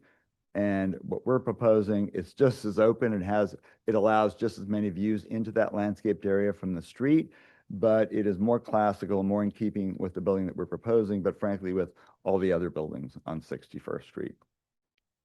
On the right side, by the way, is a little pavilion where which will be for move-ins and move-outs and all that kind of stuff that currently happens in a ramp. And then looking back to the building from the east, what exists right now, and what we're proposing, which is simpler, it still has a crown and it has that kind of axis leading your eye down to the east entrance. And then a view down 61st Street with the pier on the left side. You can see the existing building on the right side. And what we're doing is, again, sculpting away at the corner of the existing massing. We're adding a little bit and we're adding a crown that flows more naturally from that existing massing. So that I think that the effect on a street like 61st Street will be a building that is much more like the pier and much more in keeping with this historic neighborhood. And then from Madison Avenue, looking back at the existing building and what we're proposing, which is simpler, but still, it's still stepped, but it's simpler in the way that is very typical of the east elevation of Fifth Avenue buildings. Oops, I went ahead too fast. Well, yeah, there it is, existing fund. You're a drone here looking back towards the great grouping, the great plaza grouping. And then what we're proposing, which we hope will bring this famous plaza grouping a little bit closer to what it once was in the 1930s or at the turn of the last century. We've included this view, by the way, in 2 of our books on New York City history. We're kind of hoping it will include it again, or somebody will include it again in 2050 with the, if this building gets approved, with a lovely new building at 800 Fifth Avenue. And that's where we are today. Thank you. Thank you. Commissioners, do we have any questions? Commissioner Ginsburg? I have a few. You're fully demolishing the existing building. You're not reusing any of the existing structure. We're demolishing, we're maintaining the structure at the lower 5 floors, the first 55 feet of the building, and demolishing above. Okay, you couldn't reuse it and modify it or just, okay. If you didn't have to keep the special permit, how would you change the building design? Well, the special permit allows us to go up to a taller height. That's, you know, and that's what, so it would be a very different building. Okay. And then, well, 2 other questions. When you say very big trees, I presume they're new trees, they're not there now, and how are you getting very big trees in there? With a big truck. With I can't promise how big they are, but it is possible to buy large trees from nurseries. And I have a little tiny house in East Hampton, but I can see all the big houses, and I can see where the new ones come in and they plop in all their trees and they're ready for that 4th of July cocktail party. They do it all the time, so I'm sure we can do it for this. Okay, and then finally, I just want to fully understand to park a car now in the garage, you'll drive through the garden to get to the Right, elevators? there's a drive Right. that goes through that planted area, the garden. Okay, thank you. Commissioner Mahan? Thank you for the presentation of a few questions. Why are you maintaining the base floors and recladding? I don't know if Jeremy needs to answer this. That's tied to maintaining the special permit. Okay. Just ask this so I understand and it's out there, but why not maintain the building and reclad and retrofit the entire structure? I can speak to that. The building was built in the 70s, which I went to Columbia in the 70s. It was the nadir of the century in New York. And so when that building was built, it was a rental building, and the value of housing in New York was really low. And so that building has 8-foot ceilings, which are just extraordinarily low. And for a building on Fifth Avenue, they weren't at the quality of the classic pre-war buildings at all. Mm-hmm. And now there's even a kind of a new market that's been established that's as high as those ceilings and perhaps higher. And it's just a fact of the market that a building with 8-foot ceilings would just never work here. It wouldn't succeed. So presumably there are fewer floors Correct. in the new building. Correct. Okay. One more question. Does the designation report for the historic district explicitly note 800 Fifth Avenue as non-contributing? No, it does not. So it gives the building a style designation. So typically in the Upper East Side Historic District, if under the style line it says none, that would indicate that it's not contributing. So this building actually did get a style designation. So I hope I made that point earlier. It is called out as postmodern. Okay. And we think both in terms of the work of Ulrich Franzen, who is an important architect, this is not one of his better buildings. There are better postmodern buildings with postmodern designations in the district, as well as the Metropolitan Museum Historic District, which is basically the same part of the city. So while it does have a style designation, we think it really doesn't contribute to the character of the district, which is largely a building of sort of classical traditional architecture built from the 1870s into the early 1930s. Thank you. It's an outlier. Any other questions? Commissioner Chu and then Commissioner Jefferson. Just getting back to the landscape piece, I didn't quite understand that it is a drop-off court. Is that correct? You can drive in and drop off at an entry on the east Correct. side. Yes. And, yeah, Cars will be allowed in there to park and then also to drop and pick people up at the, at that east entrance with that'll have a glass and metal canopy above it. and there used to be a ramp that went down on that street. Where there's a still parking below. How do you get down? There's a double parking elevator. On the upper right, below that planted roof, there's a double parking elevator. Oh, that's what that is. Yeah, correct. Oh, I understand. And this is the, if you can see it, this is the existing ramp down to the lower Yeah. level, so that'll be eliminated. That's limited. Yeah, I was Right. trying to find the other way down in the proposal. Right. And just so I understand what's happening on this site, are you allowed as of right to build on this back piece? And the decision was to keep it the landscape condition? This is, we're allowed, well, everything, you're not allowed to build a sort of a residential building here or anything like that. We're doing what we think of as kind of two raised landscape air elements that allow us to chuck this service stuff inside, so that when, and this landscape area has always been private, by the way. Okay. But I think what's nice about it for neighbors is that they get to look down over a green space. And so when they look down over the tops of these two little low structures that are the height of a garden wall, they'll still be looking at green space. And the design is setting back the central portion from the street wall. I noticed that the two flanking bookends, and then you push back in the middle where the entry is on that facade. I'm sorry, I'm not following your question. The street wall on the On south Fifth Avenue side. you're referring to? Yeah, I'm only Right. questioning this just So to that's the understand art- back to the sidewalk. Yeah. It's set back slightly. Okay. There's definitely still a street wall there. It's partly set back because when you open up a double set of doors, they can't protrude beyond On the something like sidewalk. 18 inches. And Right. so in a way, to get the right door size, you need to set in a bit. But we're trying to take advantage of that by creating something sculptural. Right. It's probably arguably the best part of the design of the existing building is that little single height wall. Last question. It's very intentional. You mentioned this about the facade that you chose a small scaled, sort of more residential scaled front entry off of the park side, and that's evident in terms of the base of the building design.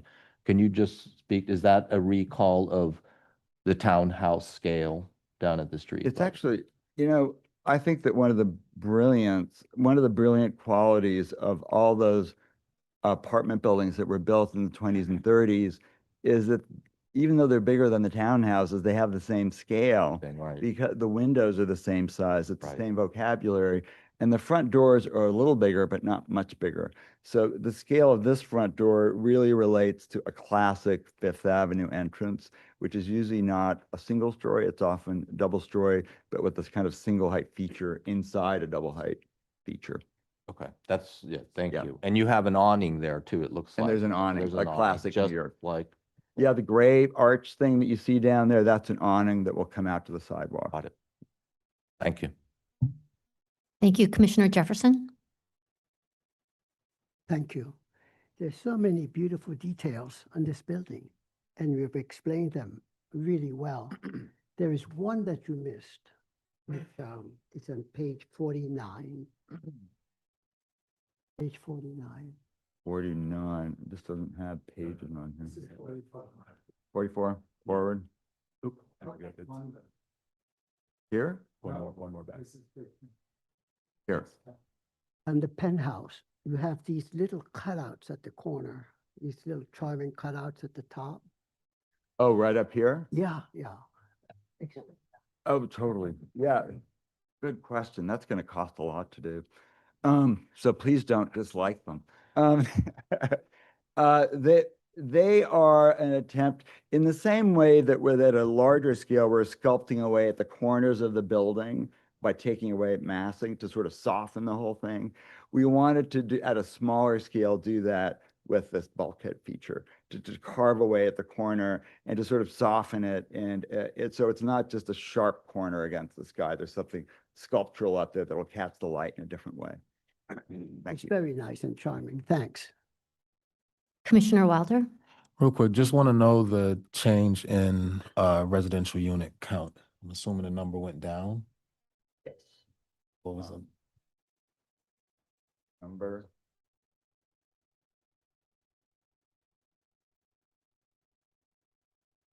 It's about 198 down to 55 units, and it's a reduction in floor numbers, floor levels as well.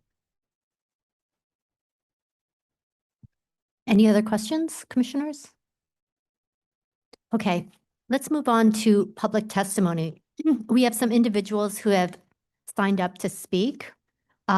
So I will call you up. Please state your name and limit your testimony to 3 minutes. The first speaker will be Theodore Rogers. Please come to the podium. Thank you. Thank you very much for doing this. My name's Theodore Rogers. I'm the president of the Knickerbocker Club.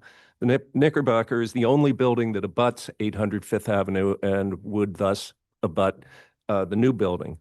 Our building was constructed in 1915, designed by Delano and Aldrich, and was designated a landmark in 1979. I submitted a letter to the Landmarks Preservation Commission on behalf of the club on November 4, 2025 at the Neftali Group's request. As mentioned in the letter, we appreciate that Neftali has provided us with some information about its plans, and it has repeatedly reiterated its intention to enter into an agreement with us that would commit it to protecting our building and those who use it. And we have no objection in concept to the building. We have great regard for the Robert A.M. Stern architecture firm as well as Slice. To safeguard the club's building, our engineers need to be fully informed of Neftali's demolition as well as construction activity plan. So far, we've been given some information, but not enough to engage fully in a process of completing an agreement.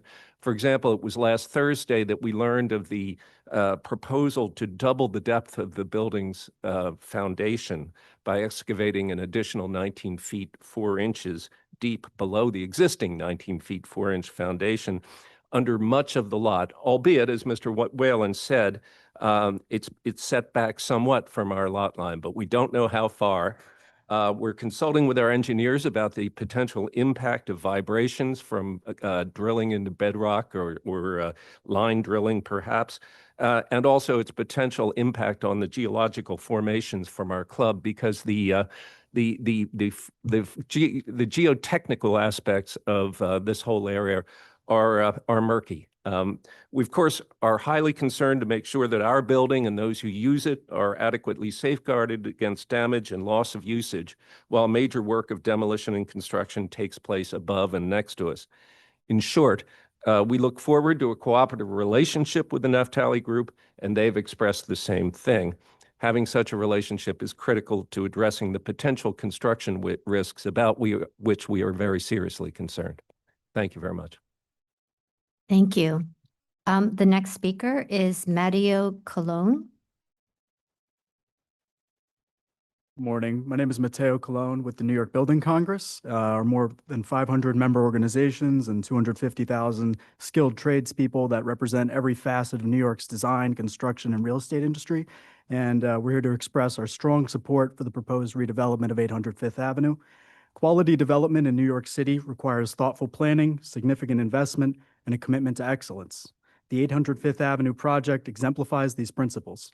Without increasing height or density, this proposal delivers a substantial upgrade in design, building performance, and long-term quality, revitalizing a key Fifth Avenue site while respecting its landmark context.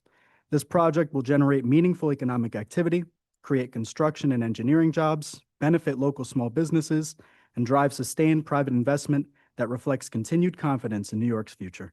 It is precisely the kind of design-led confidence-building development that sustains our city's construction ecosystem and reinforces our global leadership in architectural and engineering excellence.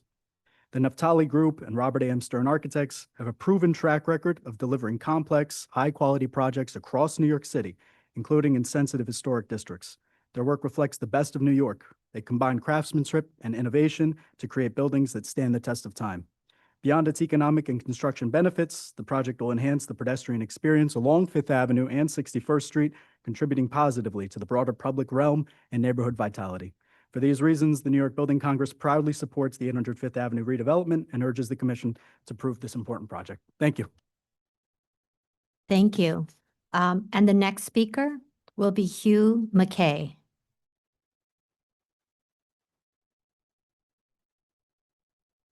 Good morning. My name is Hugh McKay from Naftali Group. I'll be reading a statement from Paul Goldberger, who could not be here this morning.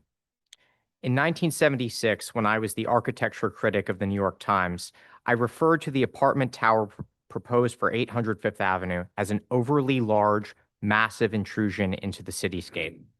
Often we become accustomed to difficult buildings over time, learning to tolerate, if not to love them. But nearly half a century later, this structure at 800 Fifth Avenue has not endeared itself to New York in the way its architect and its builders might have hoped. Instead, it remains an awkward attempt to combine postmodern urbanism with modern form and gives us the best of neither. We do not often have the chance to correct our mistakes in New York, but the new design proposed for this site by Robert A.M. Stern Architects offers exactly that opportunity, replacing an unappealing building that was never well suited to its important Fifth Avenue site with a discrete, elegant structure whose design emerges out of a careful reading of the immediate architectural context and a deep knowledge of the architectural history of the New York apartment house. Over the past generation, the Stern firm has developed a significant work of New York apartment buildings that are notable not only for their understanding of historical precedent, but for their conscientious response to highly specific contextual conditions. Each design responds to different demands of a particular neighborhood and a particular site with both imagination and, if I may use the Commission's own language, appropriateness. Appropriateness is exactly what this site has lacked since the current 800 Fifth Avenue building went up. Few sites in New York are as critical as the southeast corner of Central Park, where the Plaza Hotel, 745 Fifth Avenue, the Sherry Netherland, the Metropolitan Club, and the Pierre all come together. As every preservationist knows, the coherence of this grouping was damaged by the loss of the Savoy Plaza Hotel in the late 1960s. Now, the proposed new design for 800 Fifth holds forth the promise of restoring at least some of the quality that was lost. To repeat, I'm an enthusiastic supporter of the best modernism in the right circumstances, but this site is not the kind of circumstance, and it cries out for a building that will relate quietly to its neighbors, not suggest an alternative way of looking at the world. Finally, and perhaps most importantly, this design really should not be described in terms of mimicking, since it does not directly mimic any other building. It is far better described as an inventive composition developed from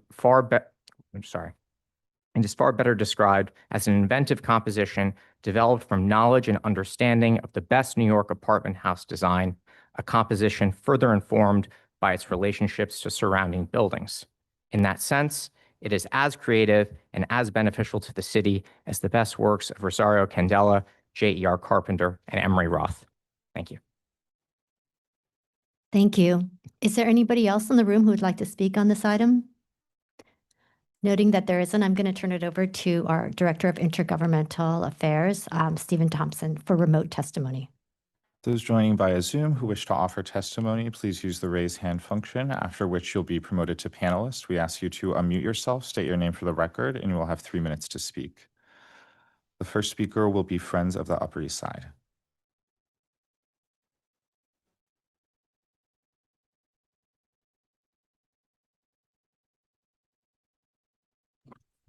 Good morning, Commissioners. My name is Zeynep Turan, and I'm speaking on behalf of Friends of the Upper East Side. Friends Preservation Committee agrees that the proposal is an improvement over the existing boxy building, both volumetrically and aesthetically, and that it fits more appropriately within the context of Fifth Avenue. While we acknowledge that the current structure may not be considered as formally contributing to the historic district, it is nevertheless one of the few postmodern buildings on the Upper East Side and a design by Ulrich Franzen, even if it's not among the architect's most celebrated works.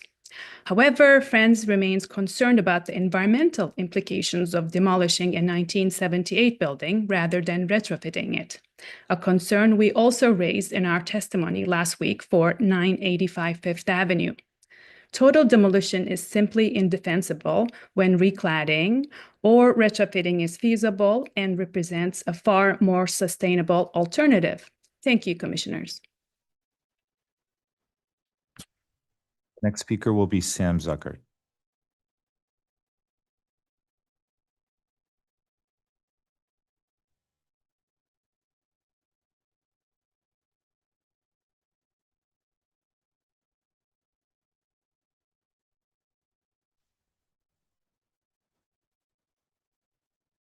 Hello, can you hear me?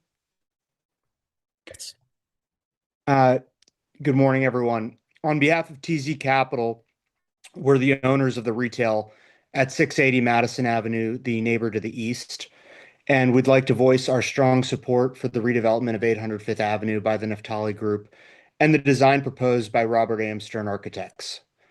The Carlton House retail is home to some of the world's most respected luxury brands, and our success depends on the enduring appeal and character of this historic Upper East Side corridor.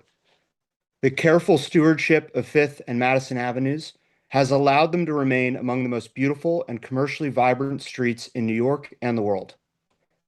The proposal for 800 Fifth Avenue continues in that tradition.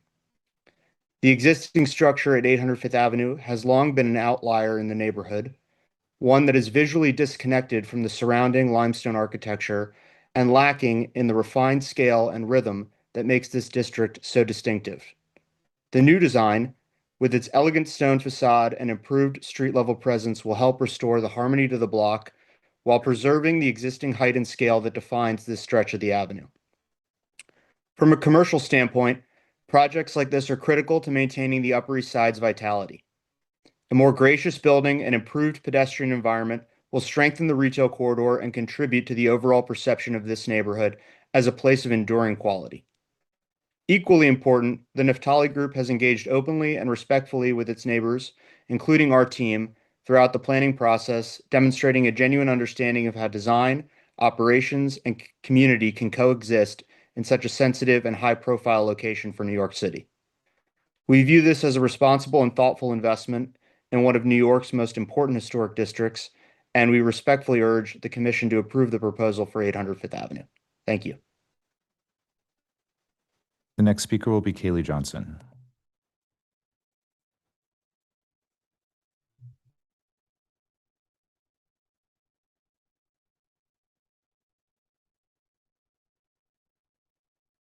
Hello, Commissioners. My name is Kaylee Johnson. I'm speaking on behalf of the Historic Districts Council. HDC finds this proposal to be generally architecturally appropriate, although not particularly interesting. We note that this building is sandwiched between the Knickerbocker Club and the Pierre, and we feel that the architect is missing an opportunity to converse more deliberately with these significant neighbors. We also wonder why the project team is unable to make use of the building's existing structural frame. It appears that the floor-to-floor heights are similar to the existing structure, and it seems to us that finding a way to reuse some of the existing fabric would be a strong sustainability move. Thank you. The next speaker will be John Papazoglou.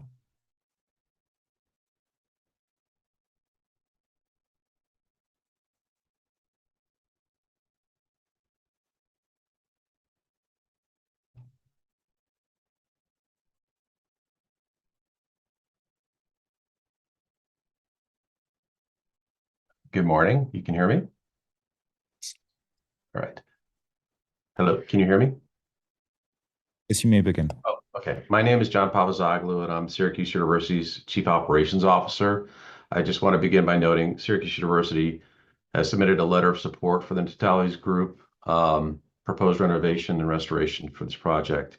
In summary, our letter highlights some key points. Syracuse University's Sullivan House, which is located next to the project site, has been a vital part of our presence in New York City for over 50 years. It serves as a hub for alumni, students, faculty, and community engagement. We appreciate the Naftali's Group commitment to a thoughtful, high-quality design that respects the historic character of the Upper East Side and enhances the streetscape. We believe that these improvements will strengthen both the aesthetics and safety of this important block, complementing neighboring properties like Lubin House. We also commend the project team's early outreach and willingness to coordinate with the university to ensure safe site logistics, clear communication, and minimal disruption during the construction. Their collaborative approach gives us confidence in a smooth process. Syracuse University supports the Naphtali's Group efforts to move forward through the public review process, and we appreciate the Commission's consideration. We believe that these improvements will contribute positively to the vitality, quality, and preservation of the neighborhood that we share. Thank you. Anyone else joining via Zoom who wishes to offer testimony, please use the raise hand function. Seeing none, I'll note for the record that Manhattan Community Board 8 recommends approval. LPC also received letters of testimony offering support from the Carlton House in Rebney. Thank you. Would the applicant like to respond to any of the comments?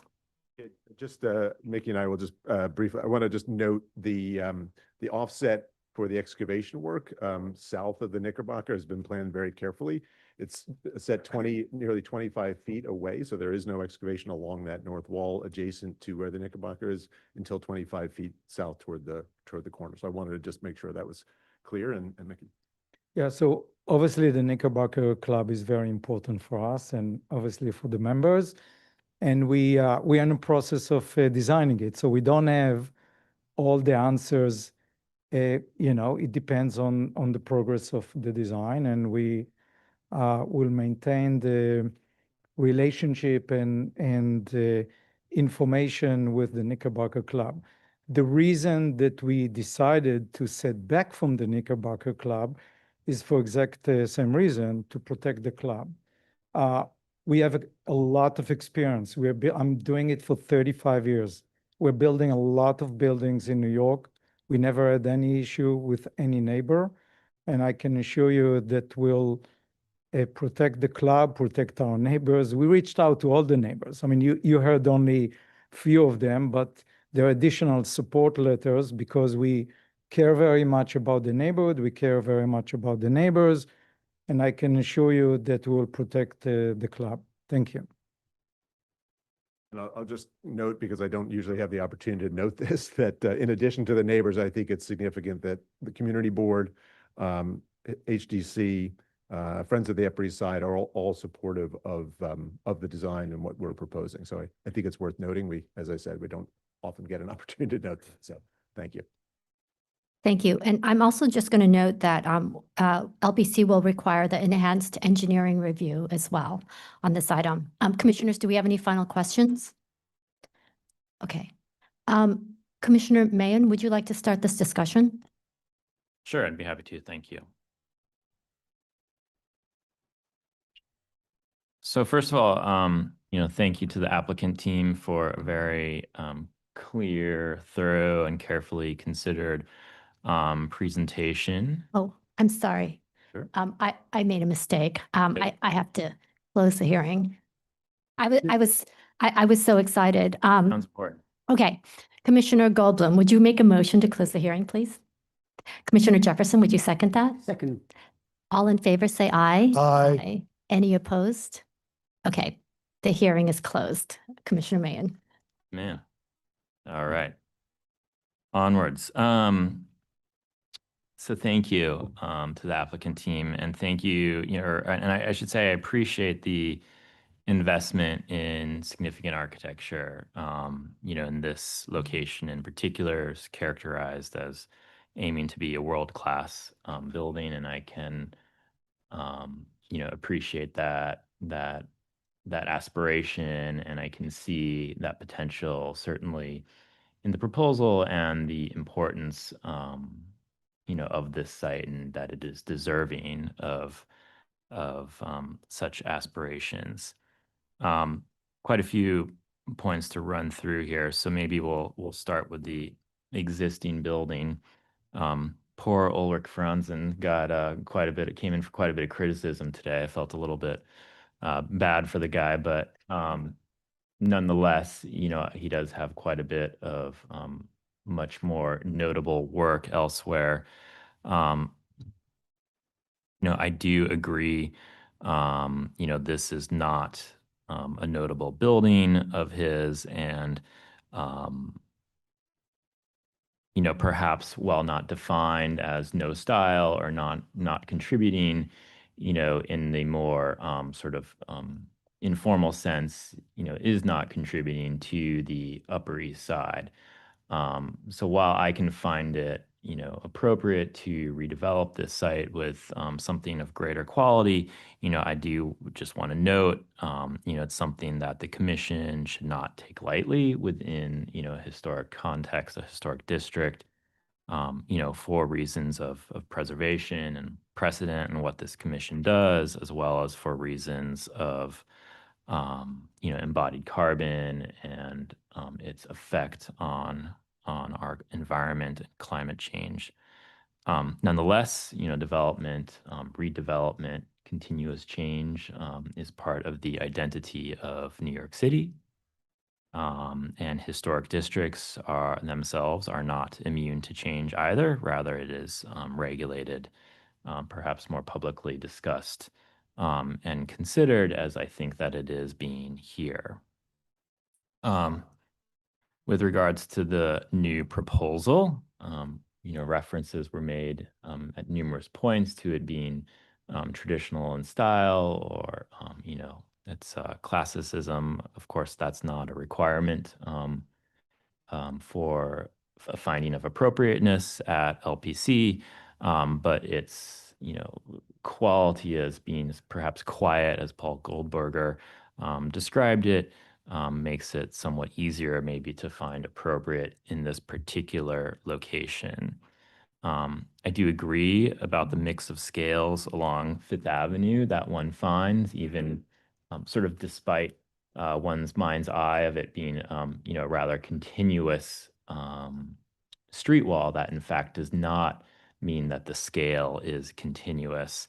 The plaza grouping sort of is particularly interesting, and the scale increase towards the south compelling, and this fits in and supports that gradual scale change, that gradual growth to the south as Fifth Avenue meets Midtown.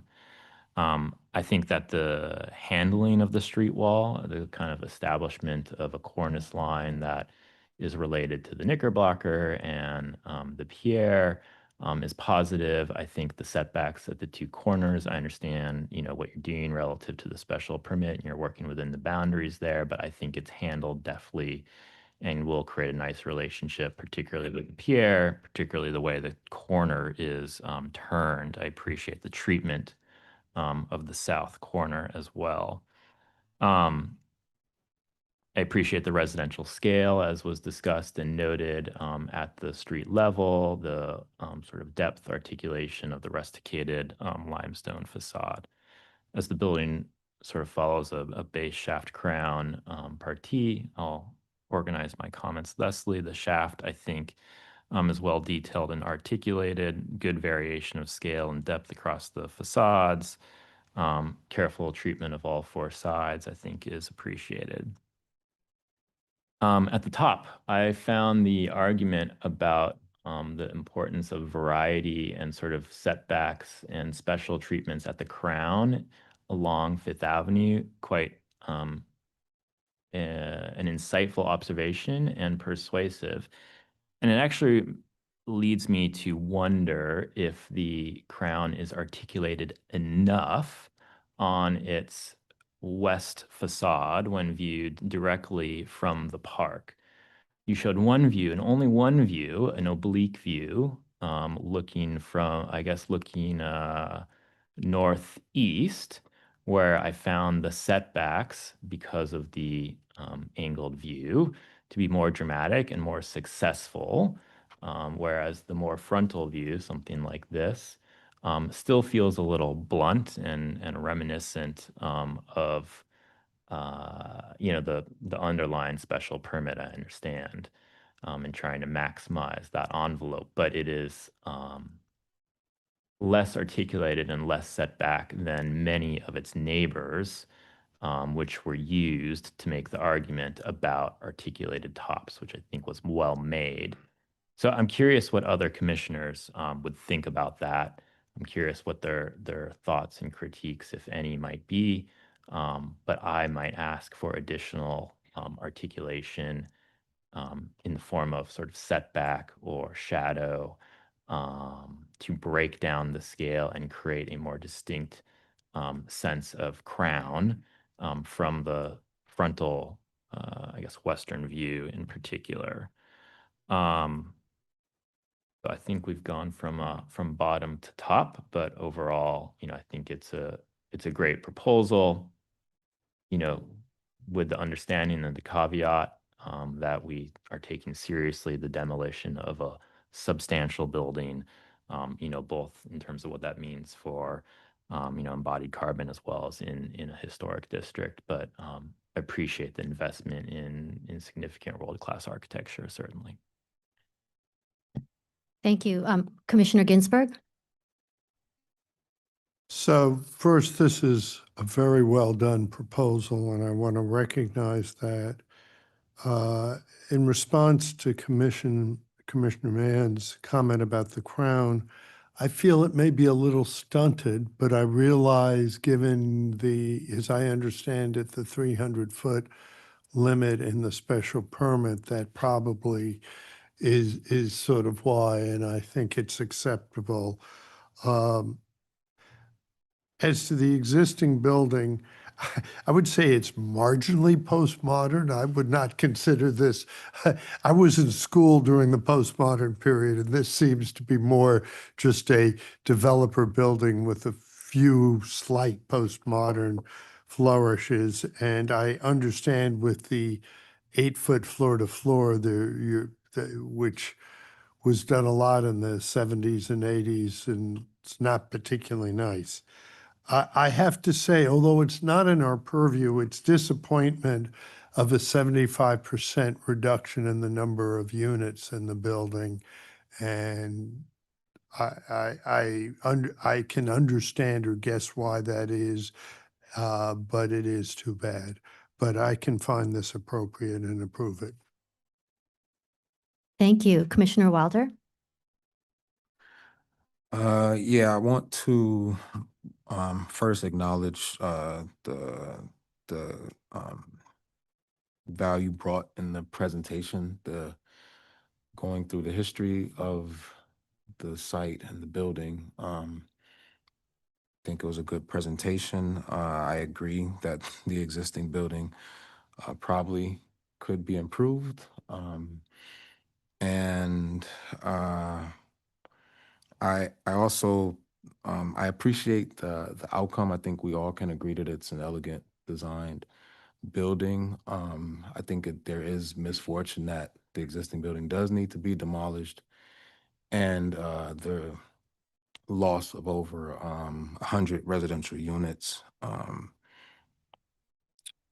But overall, I think I can appreciate the level of detail and thought put into all of the various components, whether it's the landscape or the windows or the ground floor entrance.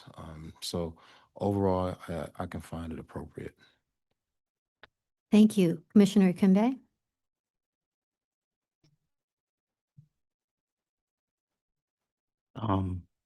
It's very apparent to note the amount of dedication and care that went into the project. And because of it, you can note the items that were addressed. In particular, when we look at the context, the history of Fifth Avenue, also looking at paying attention to the scale, especially at the street level as well, also working within the building envelope, and actually dealing with the massing of the buildings, even with the limitations that have already been set on the site. In doing so, I can see a culmination of all these things come together, and especially with the special attention played on the detail throughout the building. I commend the applicant for that. It makes it very straightforward and very simple to see what's actually being proposed, and I think it was very successful in doing so. I also appreciate the slight asymmetry of the fenestrations and the punched openings throughout the building. Also with the use of the shadows.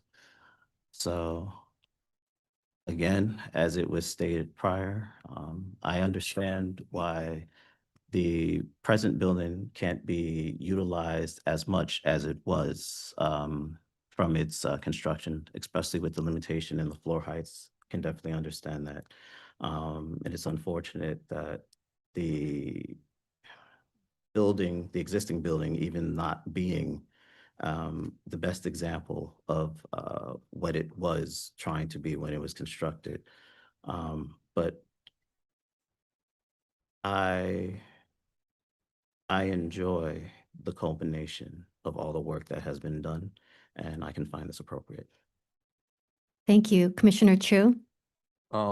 Yes, I'd like to echo my fellow commissioners' comments about the quality and the clarity of the presentation that was given. That's very much appreciated.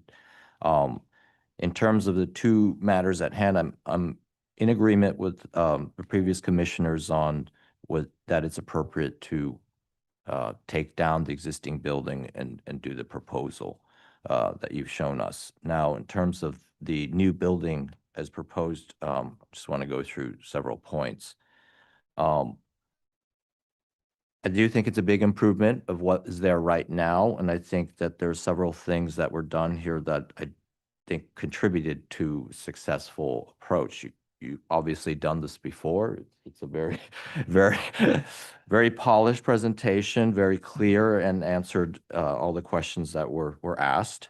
I will say that in terms of style, the choice was to go with a sort of, I would call it a blended traditional style, not pure to any specific period, but sort of a mix. And you've chosen a highly skilled architect that has a proven track record of producing quality buildings as such. I think that is an appropriate approach. I would have considered even a more modern approach, but I think what's being proposed is appropriate for the district. In terms of massing, it's interesting because your analysis has clearly illustrated why you think what you're proposing is appropriate. And clearly that was not done when Franzen designed his building. That type of analysis was not done in terms of context. What they did do very much is continue the street wall, and that is evident. In many ways, what you've done is turn what is almost the same massing as you're meeting the special district, the special conditions and requirements for the increased size. But the expression has gone more from a flat wall to, I would say, more of an object or a tower. And that's very much because of your four-sided elevation approach, which I support. I think it is on a corner. That south elevation is greatly improved from the existing condition. Because of its mass, because of its height, it is an object, and you're going to see it from every direction. And I appreciate the approach to the facades of giving them those front elevations. Carving away the corners, I think, do a lot for you. They break down the mass. The building now has a very clear sense of bottom, base, medium, midsection, and top. The previous version was very much just a stacked floor plan all the way up to the top. And so to that extent, it has scale, which didn't really exist previously, and that's greatly appreciated. I think the materials are appropriate. It is not a huge look at me design, but I think that's okay. I think that it doesn't have to be that. The approach here was to be more contextual and not feel outstanding, and I think that is an appropriate approach here. In terms of the top and the use of the language in the setbacks, I think that it's interesting. It has some bit of Art Deco massing to it too, in those corners and those the step backs. I will say that I do agree with Commissioner Mahan, just in that maybe it's too blocky at the top. I don't want to design this for you, but I do feel like maybe those two side bays could have recessed again to give it a slight more tapering. And you've created a very much more centered looking elevation. And maybe that would have been a little more satisfying. I'm not going to say that you have to do that to get approval, but I'm just looking at it and I think that could make it a little bit more of a sculpted top. I appreciate the details, the sense of depth on those corners with those arches, I think do give it a slimming effect and help what isn't so much of a stacked in a building that really does want you to look up at the top and see its progression. Any other comments? Generally, everything I've said has been very complimentary. I think that this is a good proposal, a very solid proposal. Yeah, I think it's appropriate. Thank you. Commissioner Jefferson? In terms of the demolition, I can approve that. The architecture, I think, is really well composed, and I think it's just well done. Thank you. Commissioner Goldblum? Thanks. Yeah, in terms of the demolition, I think I can agree with that as well. I always ask myself, is this something that, generations down the road will look back on and say, they blew that.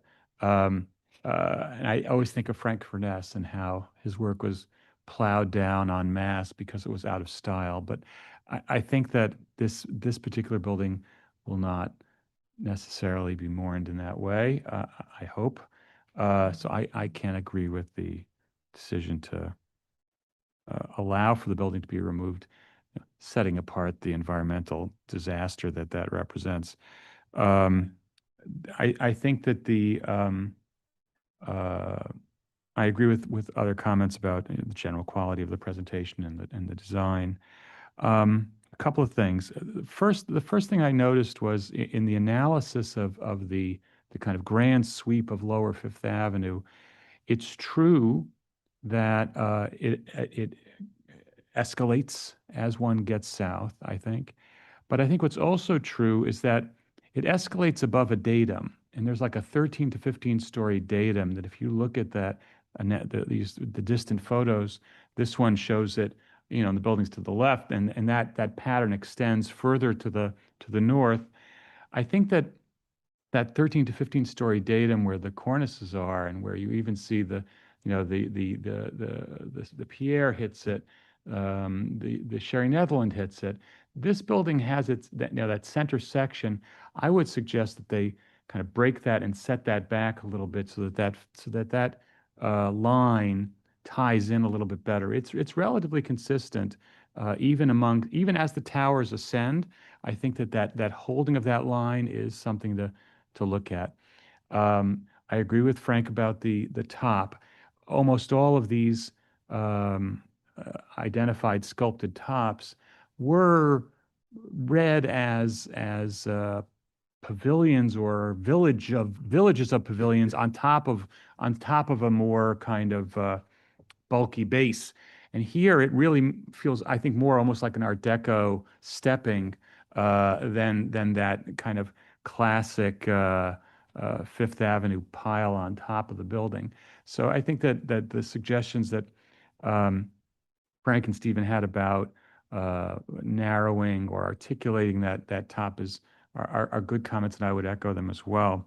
And one thing about, I think when whoever it is who succeeds Robert A.M. Stern starts to write the New York every 2 decades book, there will be a chapter on the office, and I think it will certainly note if there are many things that they do very well. I think one of the things that they do best, their kind of Bilbao moment was the kind of commitment to be the candela for the 21st century. The asymmetry at the top, the kind of the casualness of the towers, all the moves that one associates with the kind of classic Naftali/Stern job. I think it's very much in deep homage to Candela, and so thinking about that, for me, This one struck me as a bit busy in the fenestration jigglings. And also, one thing you'll see when you look at the stern oeuvre of neo-Candela buildings is that the window proportions do change, especially in this building above the base. The base is very straight classical. Once you get above that rusticated line, it's kind of back to 15 Central Park West, which has a very different, more modern proportion, which I think is appropriate, but it's just kind of interesting, and I think it makes this a bit busy, but I don't think it makes it inappropriate. Another thing to just note, I mean, on other stern limestone buildings that I worry about is the use of silicone for the joints in the limestone. I worry about it because one of the things that has made the J.E.R. Carpenter and Candela buildings limestone buildings last very well is the monolithic quality that they give to Fifth Avenue facades, the palazzo facades. And I wouldn't be surprised if in 20, 30 years that silicone became much more noticeable and kind of dirty. Even the grouted silicone, it's not a. I worry that it's going to wind up looking very dark and having a very different look, and they might want to look at that with staff. That indicated on slice. If they don't. Thank you. Oh, okay. Thank you. Commissioner Chen? The benefit of going last is I'm thoroughly enjoying not only the presentation, but the insightful comments from my fellow commissioners. And I think that, I agree with many of their points here. To sum it up, I am in agreement. I think that it's appropriate. I think the building being replaced is a better one than the one that's being currently there. Carbon footprint aside, that's obvious. I appreciate the applicant making the argument about that as a taper toward the south merges with the Midtown skyscrapers.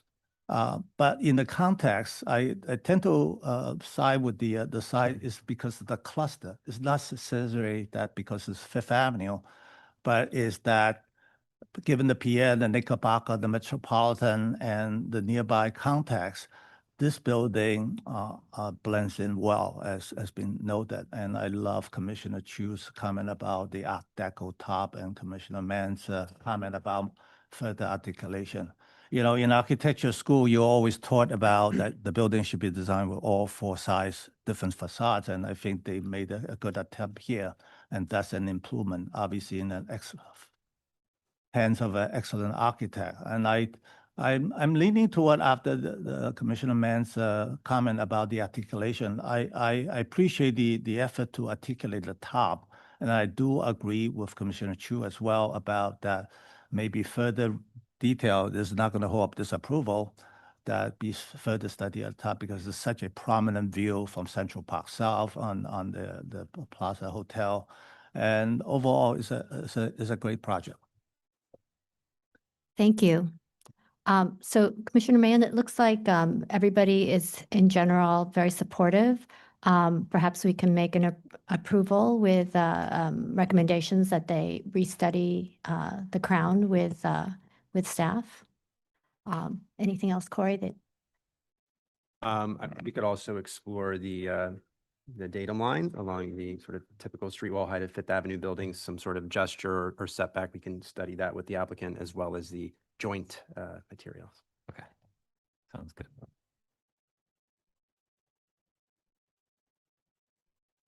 In the matter of LPC 26-03839, 800 Fifth Avenue, Upper East Side Historic District, a postmodern style apartment building designed by Ulrich Franzen and Associates and built in 1978. Application is to demolish the existing building and landscape features and construct a new building install new landscape features, and relocate a curb cut.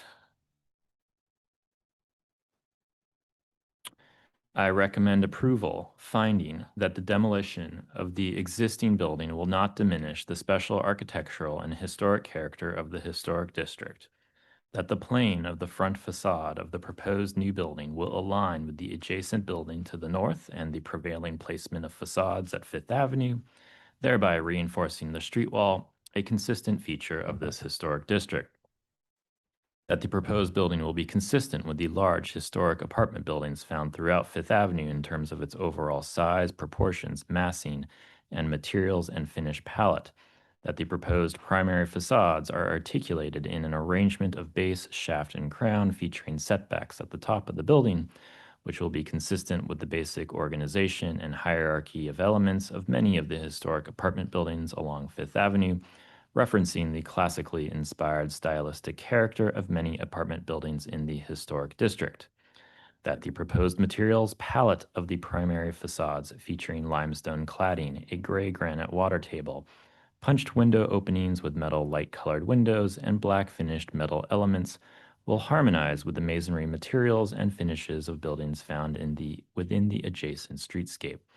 That the proposed detailing at the primary facades featuring a contemporary interpretation of a rusticated stone base and Juliet balconies will provide a level of depth and articulation comparable to what is found on historic buildings within the district. That the fenestration pattern at the primary facades composed of large punched window openings featuring double and tripartite casement windows will reference the proportions of repeating bays that are characteristic of 20th century apartment buildings, as well as the larger window openings commonly found at buildings facing Central Park. That these secondary facades feature a neutral color palette and simplified details which are typical of secondary facades at large apartment buildings in this historic district, while the use of limestone cladding will elevate them in the way that acknowledges the building as a tower seen in the round like the Pierre or Sherry Netherland to the south. That the existing concrete paving and curbing and granite pool that are to be removed are modern fixtures and have no special relationship to the historic district or immediate surroundings. That the open plaza along East 61st Street will be maintained and the proposed new design and materials of the plaza, including granite pavers, curbing, and granite cobblestones, relate to the palette of the proposed new building and to other buildings and open spaces throughout the historic district. That the relocated curb cut, rusticated limestone wall, and painted metal gates fronting the plaza will be in keeping with the materials palette found elsewhere at the site and the character of curb cuts found at other locations in the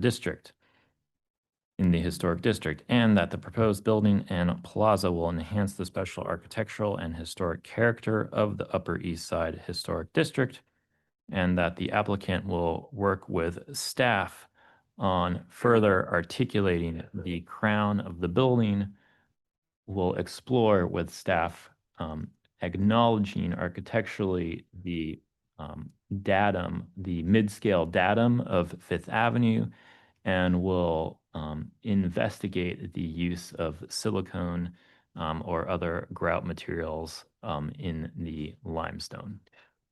Thank you. And Commissioner Ginsburg, would you second that motion? Seconded. Thank you. And John, will you call the vote? Vice Chair Master, Aye. Commissioner Chen, Aye. Commissioner Chu, Aye. Commissioner Ginsburg, Aye. Commissioner Goldblum, Commissioner Quimby, Aye. Commissioner Jefferson, Aye. Commissioner Mahan, Aye. Commissioner Wilder. Aye. 9 in favor, none opposed. The motion passes. That's approved. Thank you. Please continue to work with staff. The next item. Next item is public hearing item number 2, LPC 26-02343, an application for a certificate of appropriateness in the Borough of Manhattan, Block 584, Lot 23, 48 Commerce Street in the Greenwich Village Historic District. This is a house built in 1844 and altered later in the 19th century. The application is to alter the front and rear facades, modify and create window openings, construct a stair bulkhead, install railings, and replace areaway ironwork.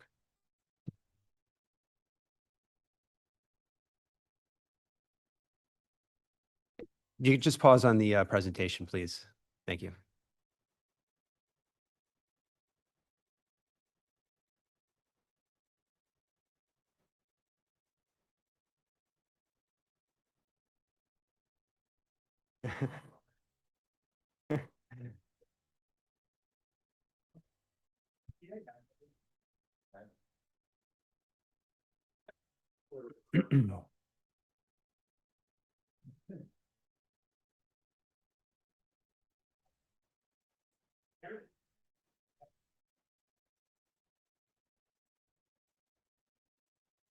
Okay, we're going to go ahead and resume now if the applicant would like to. Okay, great. Thank you. So I'll try to bend down to the microphone here. We have a little bit of a change in scale. So I'm very pleased to be here today. My name is Chris Sale. I'm an architect and partner with Gramercy Design, and I'm here to present 48 Commerce Street. The project is located in the Greenwich Village Historic District, and it's a little difficult to see on this map, but the project is kind of idiosyncratic because of its unique location at the bend in Commerce Street. So you have a different vantage point than you have from most homes in the district, given its unique location. So we're right at the bend between Bedford and Barrow Street. In this aerial view, we're looking down Commerce Street with Barrow Street located on our right. Just a brief history and context. The house was built in 1844, Greek Revival, with its sister next door at 46 Commerce Street as a single-family home. And because of the home's unique location, we are fortunate to have a fairly good record of the house throughout the years. So starting in 1907, this is a sketch. So unfortunately, we don't have a photograph, but the sketch shows the house with its original height, a cornice, and then shutters, most notably on the house. And you can see already in 1907, it's being referred to as a curious bit of local color in the neighborhood. Moving forward to 1928, we can see this is the first photographic evidence we have that a sloped roof has been added to the house, sloping towards the next door neighbor at 50 Commerce Street. And then by the 1940s, that sloped roof has been transformed into a full upper story. Atypically for the neighborhood, the facade was just extended straight up. And you can see even in 1940, the brick was sort of poorly matched for that need for additional space. Here are some other photos contemporary with that last image in the 40s. From further back, looking west from Bedford Street, you can see 46 Commerce Street with the dormer on the left and then the extension up above. You can see at this time period, the stoop has also been removed. And by the 1970s, you can see the cast iron spiraling staircase that has gone up. And already it was sort of a signature element in the neighborhood, being used here for a carpet advertisement for Mohawk Carpet, with their carpet photoshopped, or the precursor of Photoshop, in the foreground. And you can also see the lamppost here. So just setting the context for the existing streetscape, Commerce Street is very diverse with a mixture of apartment buildings, single-family homes, and the Cherry Lane Theater. So you can see the street break with the red dashed line. So the top left is sort of looking right across from the house.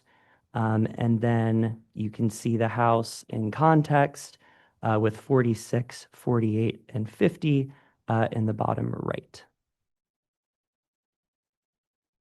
Looking towards the front facade, just existing conditions. We took these photos earlier on in the winter when you have a better view of that upper story. You can see the poor match of brick with 46 on the left.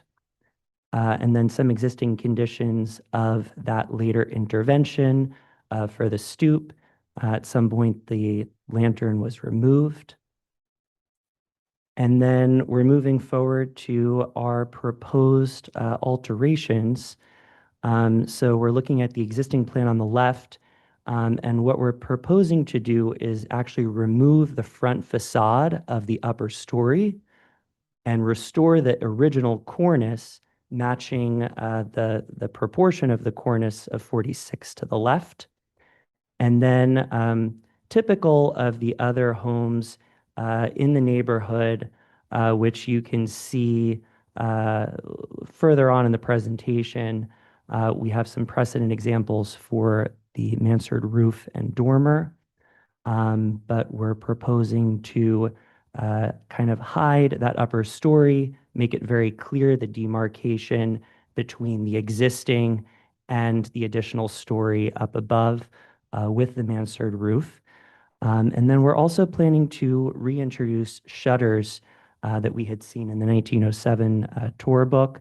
We feel there's a strong precedent because of the oversized lintels at the window, and then the proportions of the windows are perfectly spaced to accommodate shutters as well.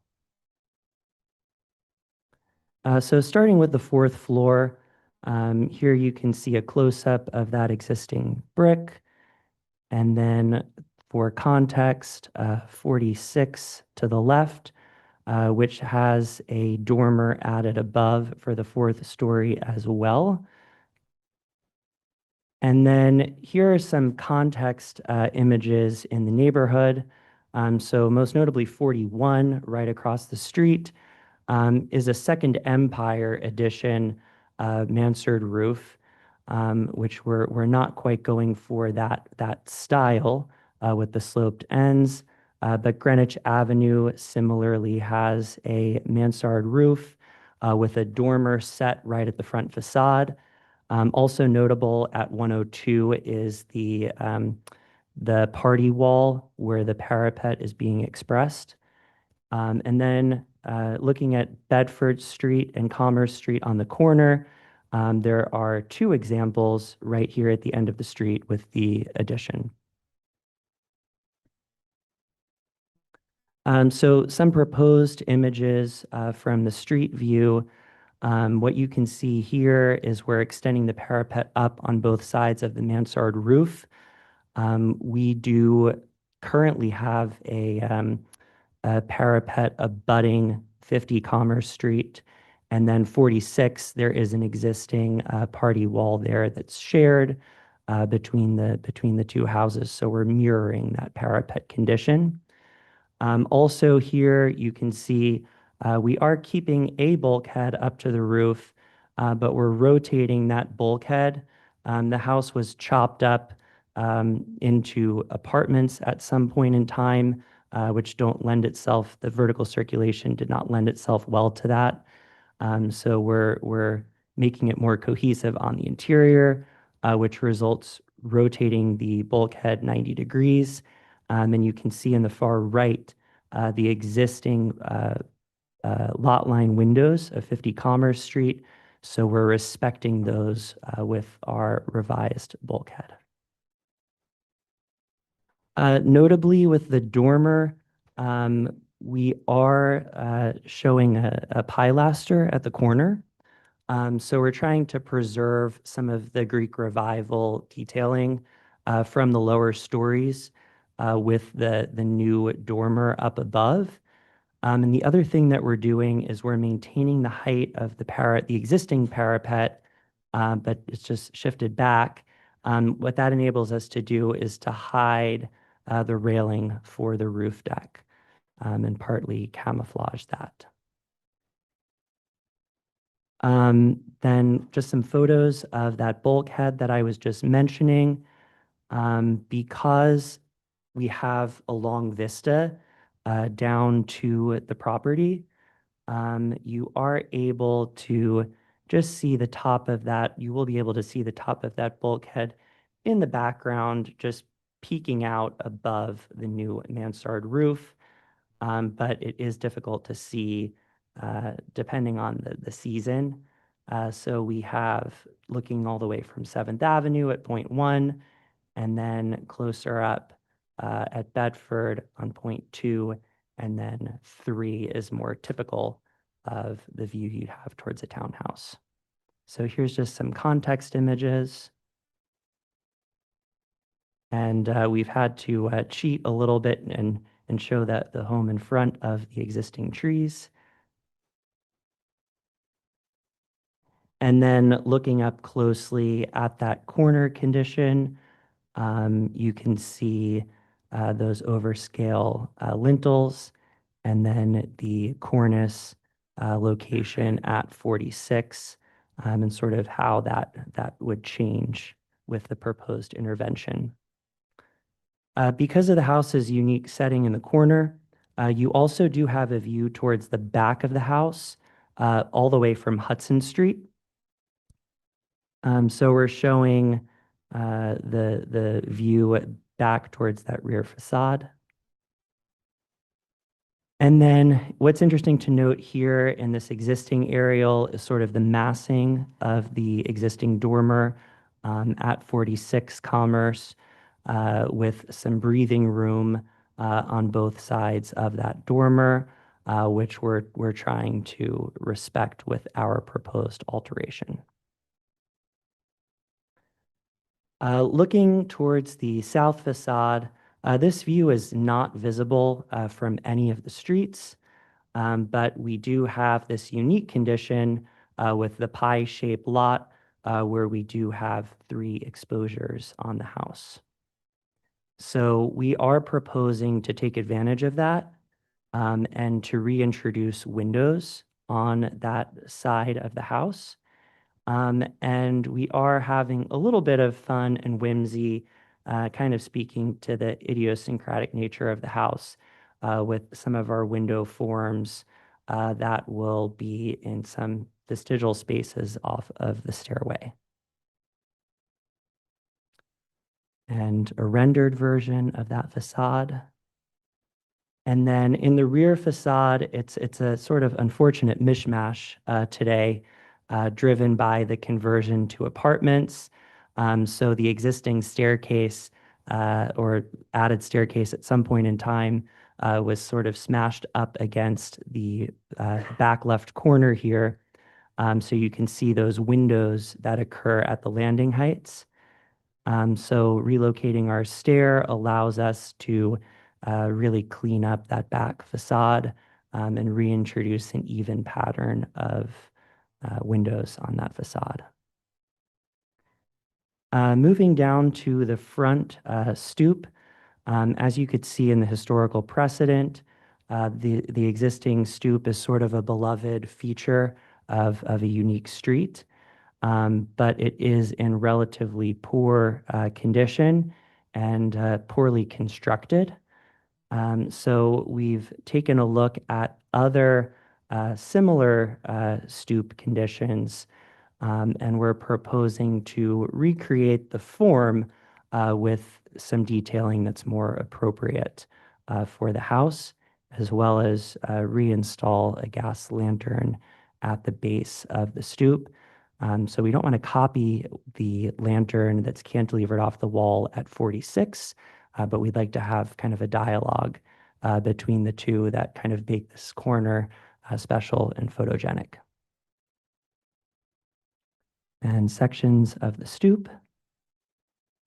Front facade, we are showing a gate being reintroduced here at the front.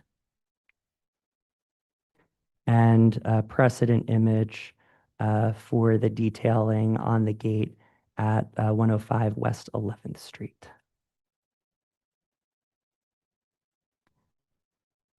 And that's everything for you today. Thank you. Commissioners, do we have any questions? Okay.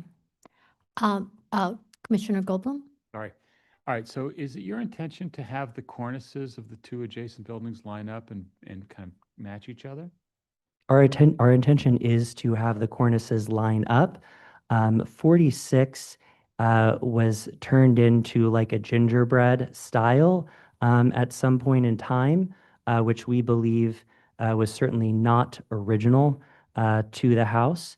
But we believe that that height and general proportion of the cornice is original. Great. And how does your dormer compare in width, height to their dormer?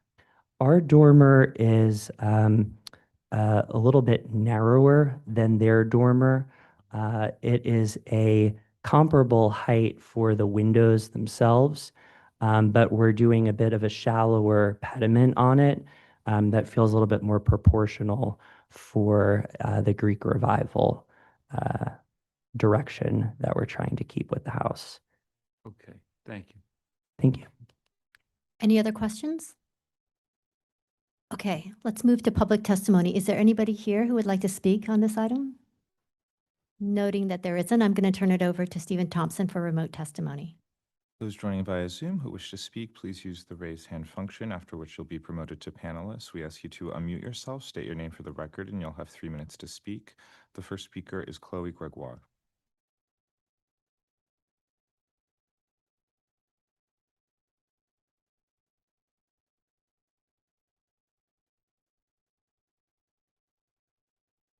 Good day, Commissioners. My name is Chloe Gregoire, and I'm speaking on behalf of Village Preservation. Thank you for the opportunity to testify. This is a unique corner of the Greenwich Village Historic District. Village Preservation finds that since the existing primary facade is already an unusual amalgam of features, some of the proposed changes could be appropriate here. But overall, there is a lot going on this proposal, and the cumulative effect may overwhelm and detract from the facade. We therefore advise that the shutters and the proposed dimensions of the dormer be given further consideration as to their appropriateness. We do find the proposed areaway fencing to be problematic. There is no confirmed precedent for such a substantial fence here, and due to the sharp turn of the street, this installation will impact both views to and physical interaction with the areaway and entrance of the adjacent property to the east, number 46 Commerce. This will introduce a non-historic and non-contextual element to the streetscape. Thank you. The next speaker will be Kaylee Johnson.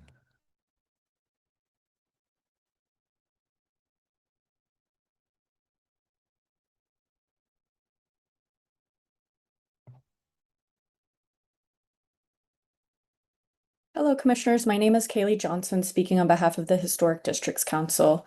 HGC finds this proposal to be inappropriate. We are not opposed to the concept of a mansard roof and dormer here, but the detailing and design proportions should be studied. As proposed, they are historically incorrect. The pediment is too steeply pitched and should be widened and lowered. Additionally, we are confused about the introduction of 3 special windows on the rear facade, as there seems to be no historic precedent for their existence on this building. Thank you. The next speaker will be Christina Conroy.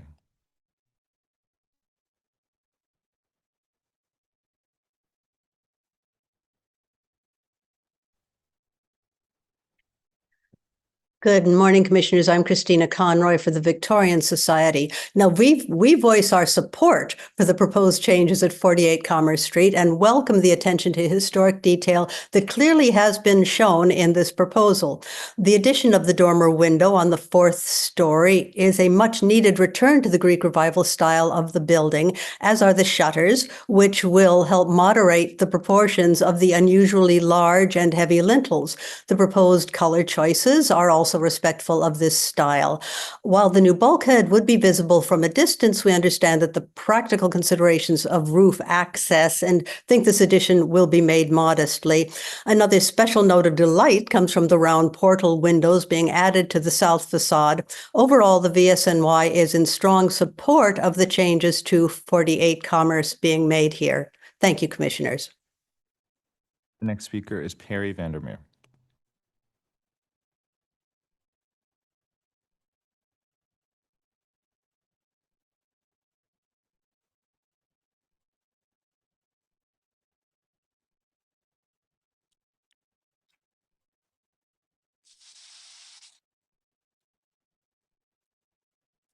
Hello, I'm Perry Vandermeer. I've owned a slice of 46 Commerce for 26 years.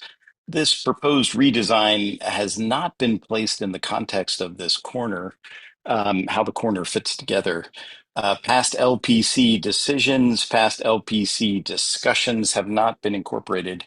It seems appropriate to request a no action resubmission for this application. It's a redesign. It's not a restoration. It's not a preservation. We are losing about a dozen housing units, so it's not a DOB city council housing program.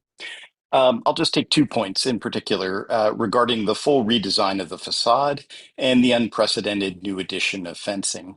Fencing and facade, they both capture the problem with the presentation that it is not shown in context. Once you see the redesign, we don't see the neighboring buildings. So what is landmarked, what is in the record as requiring preservation, what is clearly represented in the photo history of this corner, the doors, the lack of shutters, all of this for 48 has an 80 or 90-year photo precedent. And the LPC decisions for this corner support this. But the facade and the fencing. 48 proposes a new fence and gate. It is perpendicular to 46's very narrow facade. And standing on Commerce Street in front of 50, looking south to 46, this fence architecturally slices 46's center. This is an extremely unfriendly redesign of 46's facade, but you don't see 46 at the sidewalk level in the presentation. What is presently a wonderful sort of negative space in front of 46 and 48 is being given a kind of hostile design element of the fence and the gate. This corner is beloved. It's the opposite of hostile. And none of this is shown. None of the spirit of the place is really captured. And that includes both 44, 46, 48, and 50 in relationship to these changes. The proposal only shows the other buildings in the corner when it's grabbing elements and copying doors or copying roofs or dormers. But once these elements have been taken and they're put on 48, a little bit of a potato head toy, they become very matchy-matchy when they're shown next to their neighbors. When you're standing on the street, all these elements that have been captured from other buildings become very, very matchy-matchy. And maybe I would recommend the LPC needs to walk the corner to fully understand this context. Oddly, other streets, other photos in the presentation make this point. If you look at 4 landmark properties in the context of rooftops, page 14 of the presentation shows 102 Greenwich Avenue, 3 different village tops. Minute limit, if you don't mind summarizing the remainder of your testimony. Yes, absolutely. I'm sorry. Just if you look at the presentation on 102 Greenwich Avenue, 44, 46, and 48 are identical to the 3 tops that are shown at 102. There's a studio window like 48 that has a top that is totally of precedent. There's a dormer like 46, and there's a classic treatment like 44. So the mix is the thing. That's my summary. Thank you for your time. Anyone else joining via Zoom who wishes to speak, please use the raise hand function. All right, seeing none, I'll note for the record that Manhattan Community Board 2 recommends approval on the condition that the wide security gate be replaced with a double self-closing design and the basement window bars be of historic spindle design in keeping with the stair railings. Would the applicant like to respond to any of the comments? Certainly. I just wanted to respond to clarify the comment from HDC that the windows on the south facade are not visible because they're not exposed from either Hudson nor Commerce Street. And then secondly, regarding the gate and the spindles, we're certainly happy to take the recommendations from the community board into effect. And then finally, regarding the amalgamation comment of this sort of being a borrowing of elements, I think that's very much in the spirit of this particular part of the historic district. And our intention is to sort of construct, although it is somewhat of an imagined timeline, a more responsible way that this house might have grown over time. Thank you. Commissioners, any final questions? Commissioner Ginsburg? Do you have a site plan showing your proposed renovation in the context of the other buildings? We just have the aerial view. That's not what Yeah, I'm asking no, for. not It included would in our really have been helpful to have that to understand some of the comments and to see their validity. Thank you. Thank you. Okay, let's go ahead and close the hearing. Commissioner Wilder, would you make a motion to close the hearing? So move. Commissioner Kimbe, would you second that motion? Second. All in favor, say aye. Aye. Aye. Any opposed? Okay, the hearing is closed. Commissioner Chu, would you like to start this discussion? Sure.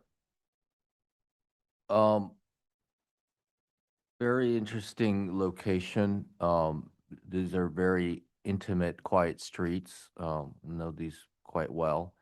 The thing that I find particularly special about this case is its unique location on the turn of the street. And when I look at this, the proposal in terms of what's being asked for seems pretty benign and straightforward to me. The thing that makes me question is just its context and its unique location.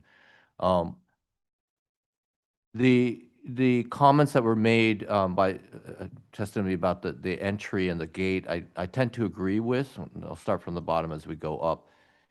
What is very unique about this corner is that there's a site setback in that corner, and it's this pocket that's an L that does, if you're even looking back at that nice sketch, that historic sketch from the oldest image of this corner, the two houses on that corner did form the sort of slight recess on the street turn. And I do like what's being proposed, this continuation of the cornice line. I do think that is an important aspect that was lost when the studio was added on top. And I do think that's a very important point, and that is a good basis to start this proposal off of. That move, I think, does a lot. It retains this historic elevation below it. I think that the shutters that are being proposed, I could find appropriate. I don't think that we have to match the neighboring property and enforce that type of aesthetic on two facades. But I do think that the scale, the sense of cornice do help my eye turn this corner, which I think is the unique aspect here. The gate I would not approve. I do think the gate does unceremoniously push you away from that, what is such a wonderful site recess, as was mentioned. That negative space is particular here. From the both side lot houses, they move forward from the two corners towards the sidewalk. The top of the building, interesting, it composed as this very central element. And the reason I keep looking at it is I look at the neighboring house, which is, I guess, what is that, 46 Commerce Street. And even looking at that from an aerial view, which I could see through my iPhone, and the 3D function is quite useful sometimes, that dormer is not symmetrical. It's asymmetric. It was thrown to one side, and that facade is asymmetric too. So when I look at this, I do feel that the top needs a little bit of massaging. I think that it looks too much like a street front facade, and that is not at all what this condition is. I can approve an amendment to the top, and I do think that what's being proposed is better, which is this cornice line and a sense of datum horizontally to something else on top. I just think that maybe it needs a little more study. It feels too static for its unique location. The bulkhead I'm okay with. There's an existing one. It isn't in terms of massing too different from it. And I do understand the unique planning in this house. The side elevation windows were placed in locations of existing historic openings. Their shapes are slightly different. I think they're whimsical. You can't see them. I'm okay with them.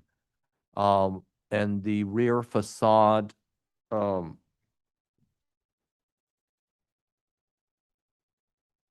rear facade, what's being proposed is, let me just see, essentially a rationalization of what's there. I see that there is a change in window elevations due to the stair relocation in the design.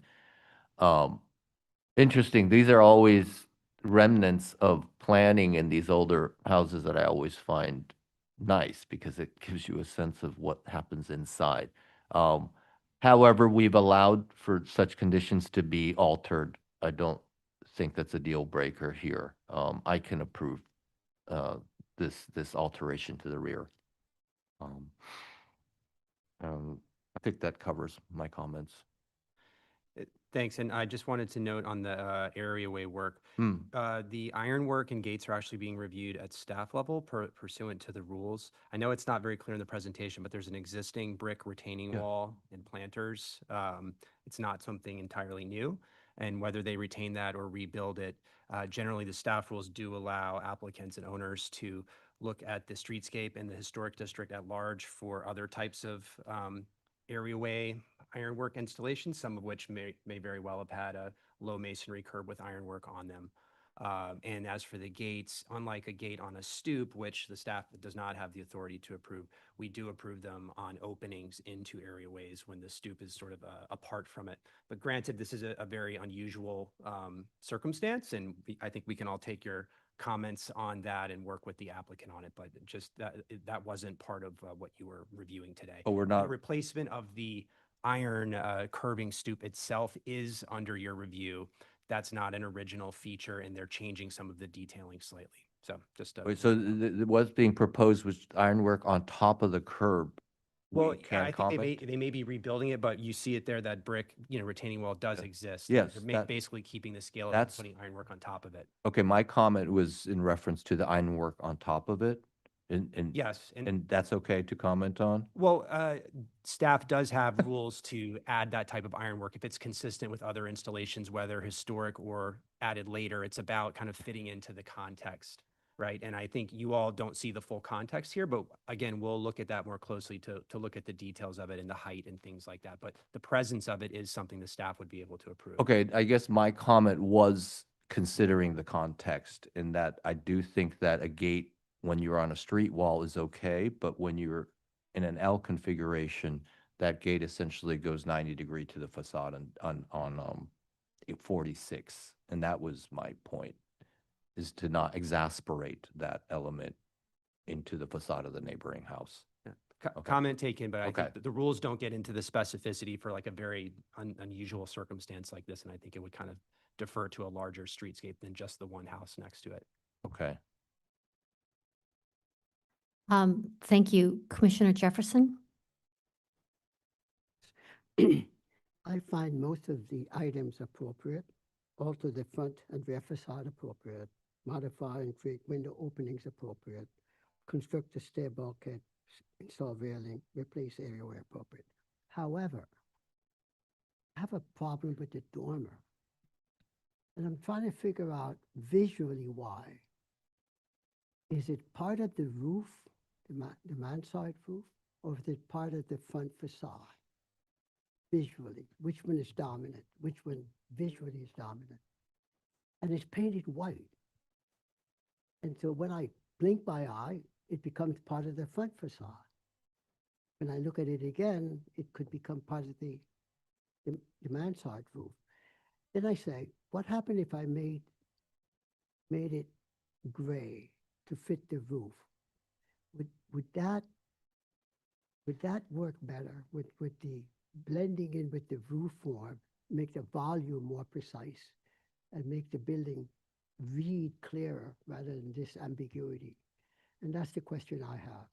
The scale, color, and the ambiguity perceived by the part of the roof, part of the facade. What is it? Thank you. Commissioner Goldblum? Thank you. I agree with Stephen about the back facades, the new windows, the weird windows, the changed windows. The only thing I would suggest is on the rear facade where they're regularizing, if the staff determines that those out-of-sync windows were historic, then I would suggest that they work with the applicant to retain an impression of them, either as a recess or as a seam, so that the history can be read. I think it would be important to keep that. Change of brick color. I don't know what they could come up with, but something where we're not scrubbing the building of its idiosyncrasies. In terms of the front, I'm okay with the shutters. I like I found the citation of the window headers being oversized as convincing for me with regards to the shutters. I think that the cornice, I think what's going on here is, and pursuant to Everardo's thoughts, I had similar thoughts. I think what's happening is that the dormer is really kind of moving off of the presumption of a kind of symmetry within that corner, right? You have the corner wrapping on the cornice. You have the dormers kind of facing off to each other. They're similar dormers, if not nearly identical. And I think that it's trying to make what's always been articulated as two buildings into almost like one building. And I think that that articulation, which the historic record doesn't support unequivocally, I think it's a mistake to try to do the dormer in such a way that it talks so mimics so directly the dormer adjacent to it. I think that the person who offered the testimony from next door was right in saying that variety is what this district, this street is about. The kind of casualness, playing down idiosyncrasy and playing up symmetry, I don't think is the way to go at this corner. So I think that the applicant could work with staff on modifying the dormer either into two dormers or into a north light or into some other manifestation of the many rooftop excretions that one sees in Greenwich Village townhouses that isn't exactly or nearly exactly what's happening next door. I think that would carry forth the equivalency but lack of balance that characterizes this corner. And in terms of the fence, I hear you what you're saying, Corey, about it. I do think that the staff, when looking at the fence, should look carefully at the particular context where you do have those knee walls, where there is a sense of this is public, this is private. That's kind of been made already. And Stephen's point about the fence blocking one's kind of visual penetration of this in this kind of odd niche in the street wall is, I think it's serious and bears concern. I think that a gate could be installed at the steps going down to the lower level where it's recessed from that front brick walkway. I think that's kind of part of the mass of the stoop. But I think that the placing of a fence on top of the lower parapet, which would dead end into the railing fence that goes down to the door for 46, would be confusing kind of from a typological perspective as to, kind of streetscapes and brownstones. I think it would just be confusing. So I would suggest the applicant work with the staff on that to think about how to do that right. Thank you. Commissioner Chen?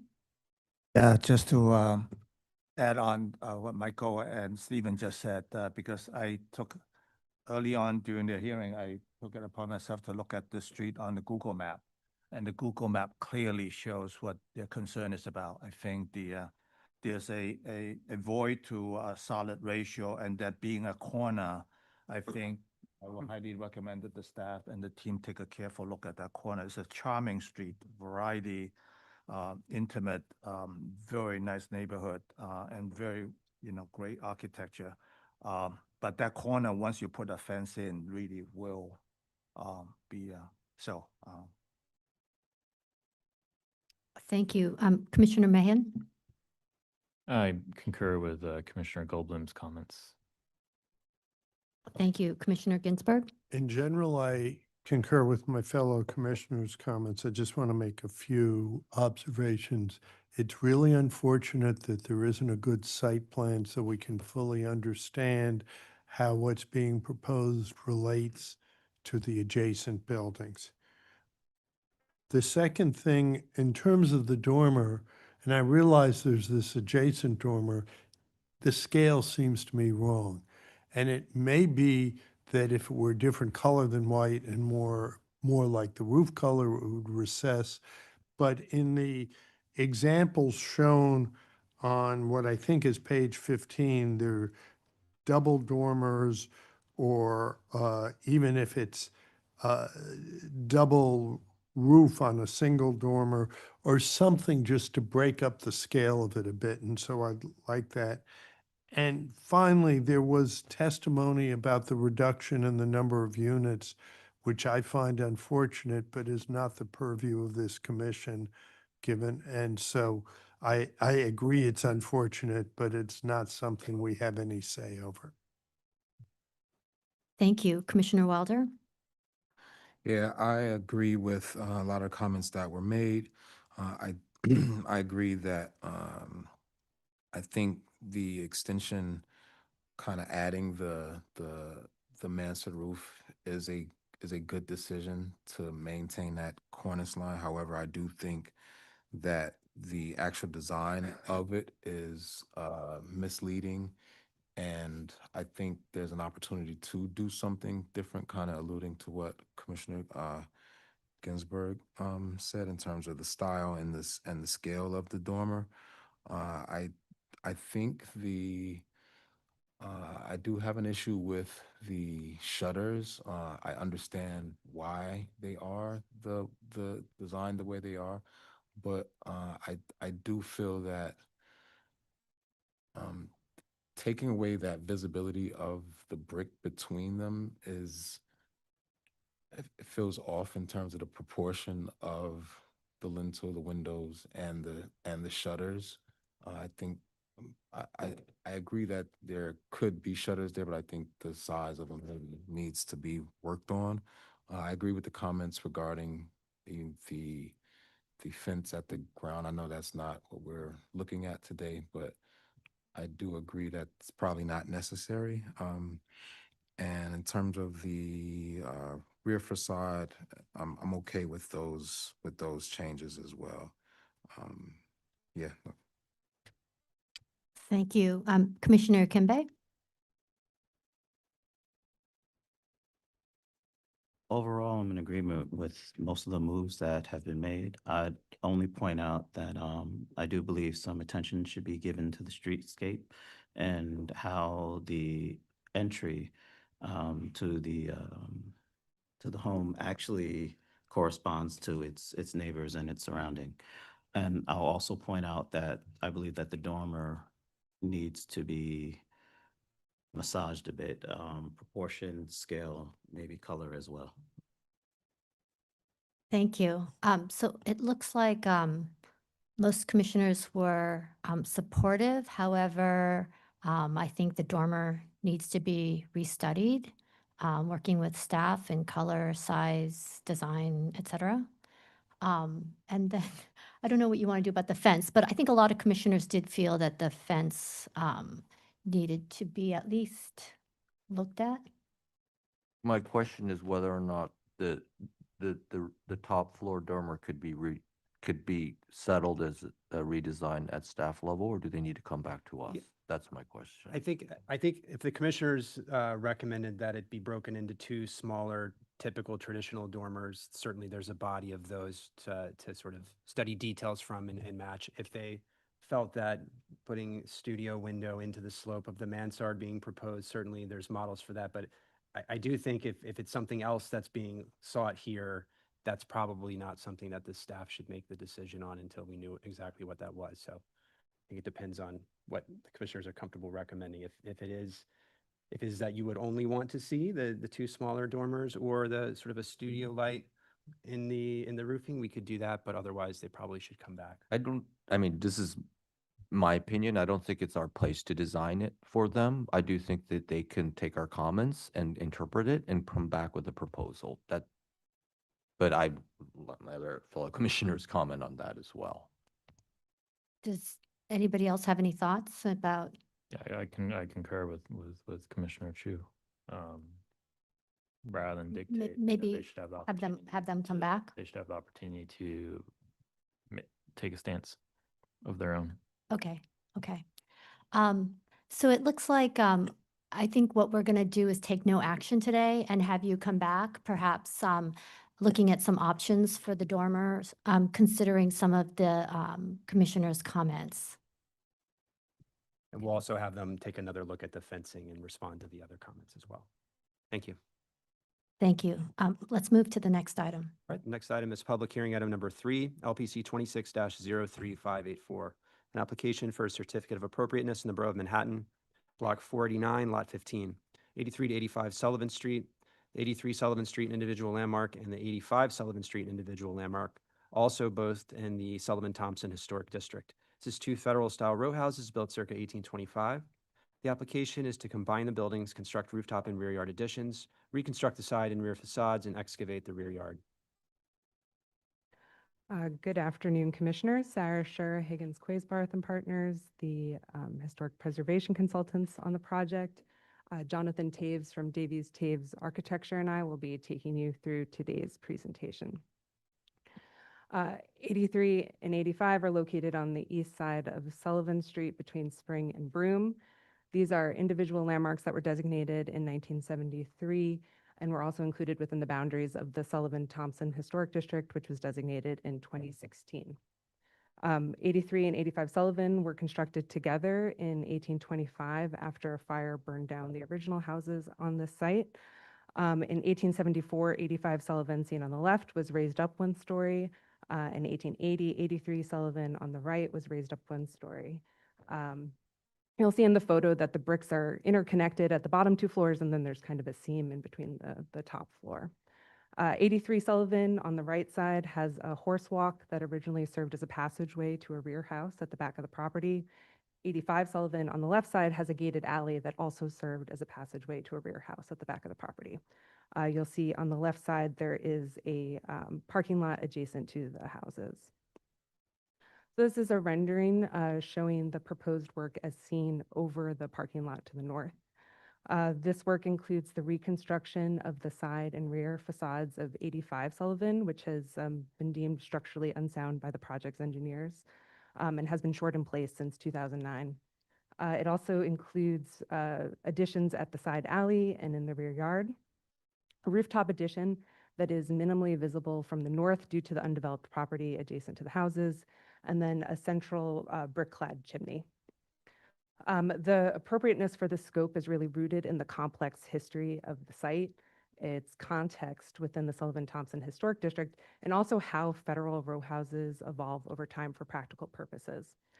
This appropriateness is also tied to the philosophical approach to the design, which preserves as much historic fabric as possible while having a distinct design, both visual and physical, between the historic houses and the new interventions. So here is a 1932 photo looking northeast along Sullivan Street showing 83 and 85 in context. This gives you a sense of the character of the historic district, which is a combination of 19th century row houses and 19th and early 20th century tenement apartment buildings, giving this up and down pattern on the streetscape. In these next 2 slides, we'll look at the development of the district. This is an 1853 map that shows when the district was primarily consisted of row houses. And at the center of the blocks, we see a concentration of rear buildings of varying footprints and heights that sort of served as a setback community from the street. By 1905, much of the row house development is replaced by first factories and then the tenement apartment buildings, which we see highlighted in pink. The next few slides show how this affects our specific corner with 83 and 85 highlighted in yellow. So here is the 1853 map showing the 2.5-story federal row houses with the gabled roofs at the street. There's two two-story rear buildings at the back of the lot, and 83 Sullivan has an early two-story addition. 1874, 85's raised up 1 story. 1880, 83 Sullivan's raised up 1 story. And then by 1922, the rear houses are raised up 1 story. A series of 1-story utilitarian additions are added to the rear yard. The 2-story addition at the back of 83 is replaced with a new 2-story addition. And I'll also point out 87 Sullivan, which was also a federal row house that was subsequently demolished, has another complex series of additions and rear buildings, including a 1-story alley addition that provide covered access to the rear yard. Then by 1956, 87 Sullivan is demolished. And then sometime after 1985, the rear houses are demolished, and then these little 1-story additions are added to the back of both houses. In terms of historic photos, the center photo is the 1940 tax photo that shows 85 Sullivan. This is after 87 Sullivan is already demolished, and we can see a corrugated metal siding that's added to the side facade. And then we also see those rear buildings that we were seeing in the maps are visible from across the empty lot. As part of our study, we looked at other early and mid-19th century row houses to see typical conditions. Here we have exposed sidewalls where stucco is used as a material. We also see tall brick chimneys that are towards the front of the houses that are also located at the edges. Two sites that have, two federal row house sites that have similarly complex histories to 83 and 85 Sullivan, just for study. Here we have 263 Henry Street, which was originally a 2.5-story federal row house that was built in 1827. It was raised up in 1880, 2 stories. And also as part of its late 19th century modifications, a full height rear yard extension was added to the back of the property, which we see in the map on the lower right. We also see in the existing condition that it went beyond the original side wall of the house. In the tax photo all the way on the left, we also see this horizontal addition that's 2 stories and fills in this gap that provided secondary access into the house. This is not unlike the 1-story horizontal addition that existed at 87 Sullivan that we looked at earlier. And then 70 Bedford, again, a 2.5-story federal row house that was built in 1806. It was raised up 1 story in 1858. It originally had a carriage passageway that was located to the left of the house. In 1868, the owners developed a factory in the rear yard, which is shown in pink on the right-hand side. And that carriage passageway became more of a service entrance for the factory. And in 2001, Landmarks approved the sort of re-envisioning of that passageway as a fenestrated addition to the house, and then a rear yard rooftop and side addition that just also reflected that complex history of how this house has evolved over time. And then just going to the front facade, all the front facade scope is staff level, but just to show sort of the philosophical approach, these are the designation photos from 1973, focusing on the features that the designation report specifically called out. All historic fabric will be preserved. The door surrounds and transom are historic and will remain. The doors are not historic and will be replaced with new doors to match the 1940 tax photo. All the ironwork and all the sheet metal will remain and be repaired. All of the brick and brownstone masonry will be restored, including the removal of the simple metal caps to restore the underlying brownstone masonry. The windows are non-historic and or wood, but will be replaced with new wood windows. And then this is just a front facade elevation summarizing the work. As I said, all staff level, but if there's any questions, we can go through those. And now Jonathan Taves will take us through the rest of the presentation. Thank you. Thank you, Sarah. I'm Jonathan Taves of Davies Taves Architecture. Thank you for reviewing our project today, especially at this particular hour. I know you must be hungry. So I'm going to start by going over the existing state of these buildings. I lost the, oh, I see.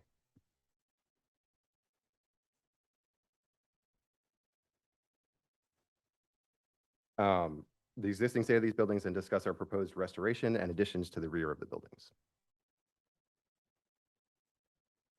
So So 85 Sullivan Street is in a state of severe deterioration, a condition inherited by our current owner and client. We brought T.Y. Lin, formerly Silman Structural Engineers, on board early to evaluate and help us understand the state of the building and to guide us with this delicate renovation early on in the process. These photos show the rusted metal cladding that Sarah mentioned, installed after the building at 87 Sullivan was demolished. The compromised exterior wall, including the large hole at the back of the bathroom on the second floor. I guess I can point here. The structural shoring installed in the interior, installed in 2010, actually from the basement to the roof to prevent collapse due to the deterioration of the original load-bearing wall, which you can see here with the rotted wood and loose brick infill. From the rear, you can see 83 Sullivan Street on the left, continuously occupied and in relatively stable condition, and 85 Sullivan on the right, unoccupiable for at least the past 15 years, probably more. Looking closer at 85 Sullivan, you can see that large hole again from the exterior, deterioration of the exterior stucco finish, missing windows, and steel tiebacks that were installed on all floors, front and back, to prevent the separation of the unstable rear wall. On the front, they're done from within. Obviously, no tiebacks are visible on the front. So T.Y. Lin has recommended the complete reconstruction of both the side and rear walls of 85 Sullivan. This is the drafted side elevation showing the ad hoc window insertions that have occurred over time and the temporary cladding now approximately 85 years old, the corrugated metal. Our proposal is to construct a new structural wall. It actually starts at the level of the first floor with a stucco finish per the examples that Sarah showed. This is the drafted rear facade showing the buildup of non-original elements, including a two-story addition at 83. Bathroom volume, the balcony, and this metal spiral stair. At 85, there's a boiler enclosure at the bottom and a fire escape that was installed during the tenementization of the area. And the abandoned mechanical equipment is on the roof here. So this elevation shows our proposed restoration of this facade. The priority here is to create a stable structural envelope and preserve the materiality and location of the original volume. This includes the removal of non-original additions and the restoration of the masonry wall at 83 Sullivan and the reconstruction of the masonry wall in its original location at 85 Sullivan, maintaining the original openings. The red outline indicates where the proposed addition will connect to the original mass, but the material presence of this wall extends through to the exposed brick in the interior spaces. Window locations are retained from the original. Where we have interior connections to the addition, we've dropped the sills down to create interior doorways. So that is the first step. So going into a little background on the design concept. So looking at the massing context again for a rear addition on this site, we see that the history of our block shows a unique and dynamic interior condition formed by back buildings and additions that have changed over time. There is no interior donut or consistency in height or rear extension. Notably, our site has existed longer with back buildings than without, with up to six different configurations indicated in the Sanborn maps. Given that our client was interested in adding volume, we felt that looking to these historic massings was an appropriate starting point. For the design concept of the addition, we looked to the 19th century tradition of T-porches in New York City.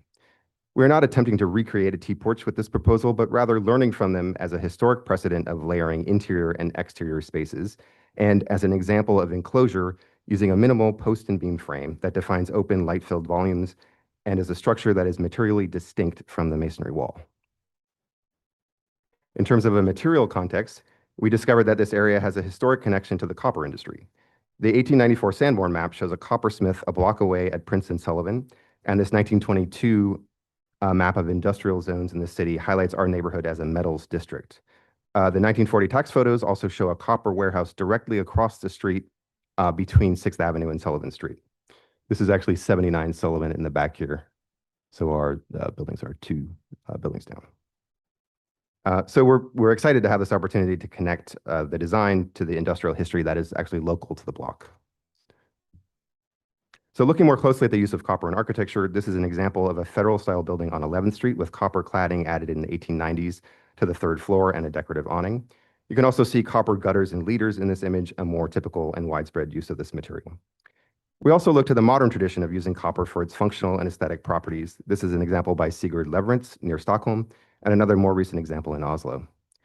On the right are currently available standard copper fittings that we ordered into our office recently, which we are hoping to use to build on these qualities of utility and beauty. We're also interested in the scale of detail of hand-worked copper seams and crimps, together with its warmth of color and capacity to patina over time. Returning to our site, here's a wider view of the rear yard illustrating the current mixed context, including newer buildings across the street, the lack of any continuous rear wall, and you can see here the existing back building still intact at 81 Sullivan, three-story building. So here's a rendering of the same view, and I'll walk you through the proposal step by step. The first step, as I mentioned, is to restore the existing masonry wall. With its current out-of-plane jog in the middle, the 83 Sullivan is actually 2 feet deeper into the rear yard, along with its existing openings. We want to acknowledge this wall, but also to illustrate the layered history by creating an intentional contrast with more modern single-pane casement windows. Moving back from the masonry wall, we have a 3-story addition at 83 and a 2-story addition at 85, as well as the roof addition set back from the edge above. And you can see the exposed brick within the building. I want to point out here that our proposal also includes an 18-foot by 18-foot courtyard adjacent to that rear wall to provide a spatial separation from the historic mass. Something that's hard to see in this view. The addition then steps down to the yard with a single-story connection across the property at the ground floor. The new massing, biased towards the existing additions at 81 Sullivan, would be built as a lightweight steel frame with copper cladding and include large expanses of glass to provide a contrast to the solid masonry similar, or in reference to, I should say, our T-porch precedent. From the beginning of the design process, the owner has always stressed the importance of including green roofs and large planters on these terraces. These outdoor green spaces should add a layer of privacy and serve to soften the presence of the building. Stepping further back, we have the 29-foot rear yard still intact, occupied by 2 large existing trees on the spot of the original back buildings. The maple at 83 and the mature ash tree at 85 are beloved to our client and an important feature of the current and future space. Stepping back again to look at the block massing, if you compare our proposed site massing with the historic condition in the 1920s, the total above ground square footage does not exceed this historic density. And you can see more clearly this precedent for a mid-yard courtyard. Looking closer at the ground floor plan, you can see the preserved original floor plate. I'll show you, this is the building here.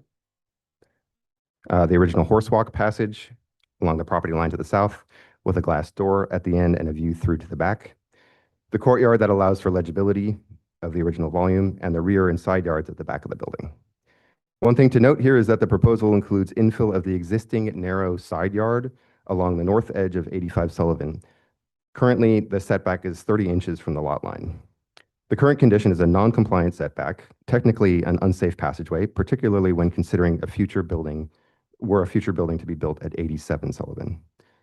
Without a setback massing at a future building as it has had historically, as Sarah pointed out, this becomes an even more confined space as well as an awkward gap in the street wall. This is the section of the existing building where you can see the current 2-story addition at 83 Sullivan, as well as the historic rear building, back building, and what I'm calling the mid-yard single-story building from the turn of the century. So my son actually told me to show this next section first. This one. This is our proposed section at the courtyard, where you can see the separation from the original building, the location similar to that previous outbuilding, the sloped roof of the penthouse addition under the view line from across the street, and the setback from Sullivan at the roof addition here and at the back parapet as well.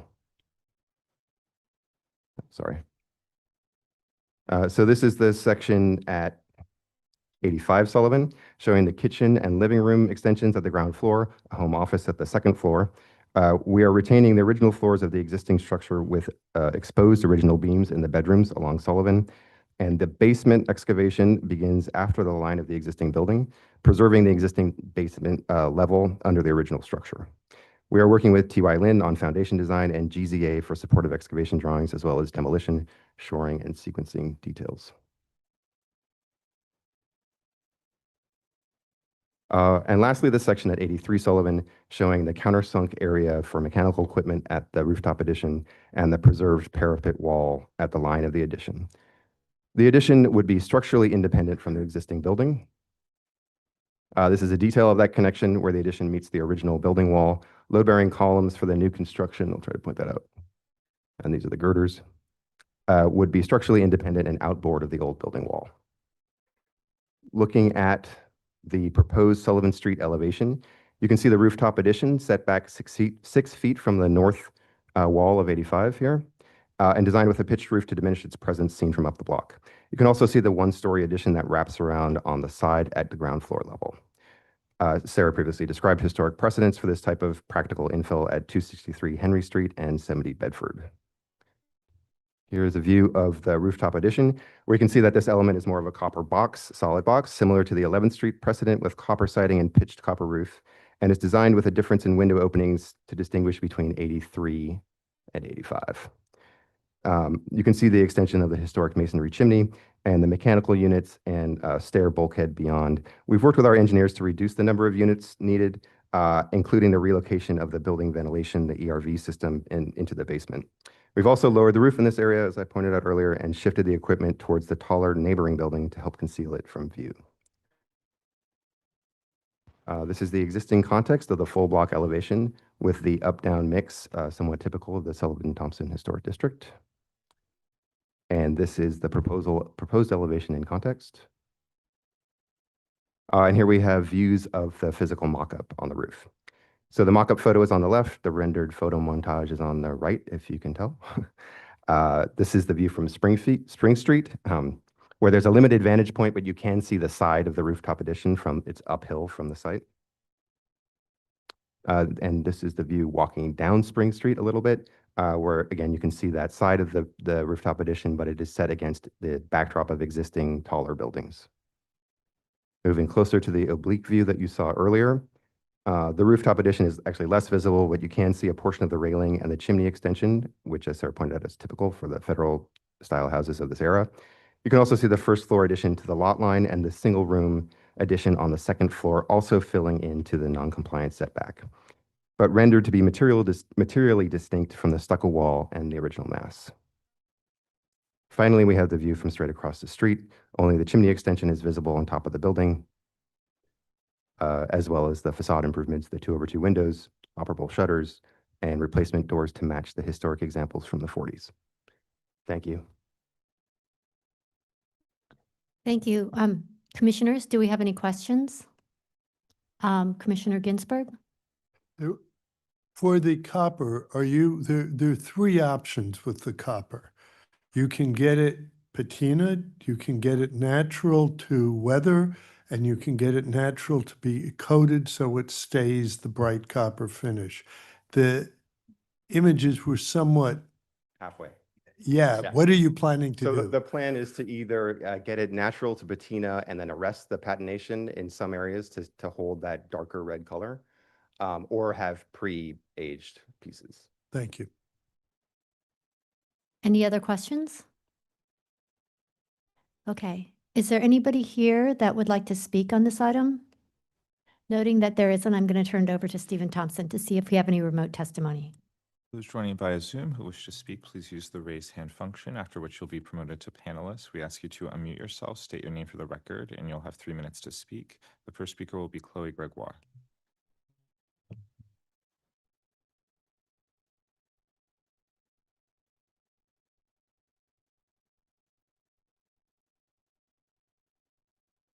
Good day, Commissioners. My name is Chloe Gregoire, and I'm speaking on behalf of Village Preservation. Thank you for the opportunity to testify. These 2 federal-style houses were early individual landmark designations, and many years later, further found to be significant as contributing buildings to the Sullivan-Thompson Historic District. This proposal will absolutely overwhelm these significant buildings, and much more effort needs to be made to respect the individuality and preservation of these landmarks for any proposal to approach appropriateness here.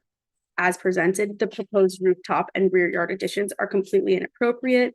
The rear yard addition is wildly oversized and modern, bearing little resemblance to the T portions that it claims to reference. The rooftop addition is too large, too bold in its copper cladding, and doesn't relate to other such additions in the neighborhood. We do understand that the side and rear facades of number 85 have been in poor condition for some years and that they need to be reconstructed. We would just like to re-emphasize how critical it is that extremely thorough engineering oversight be implemented for this part of the scope, as well as for the excavation work. We appreciate the retention of the horse walk and of the proposed installation of distinct, historically appropriate front doors for these two buildings. However, the rooftop and rear yard additions absolutely must be rethought. We support Community Board 2's request that the revised proposal be presented to their Landmarks Committee for review before returning to the LPC. Thank you. The next speaker will be Kaylee Johnson.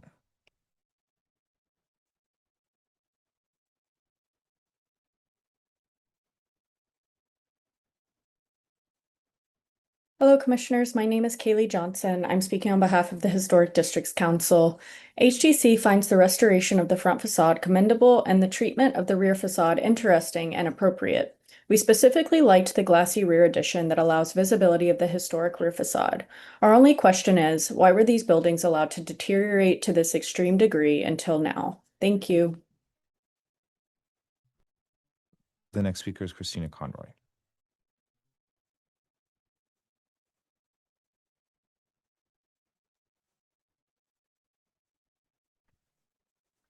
Good afternoon, Commissioners. I'm Christina Conroy for the Victorian Society.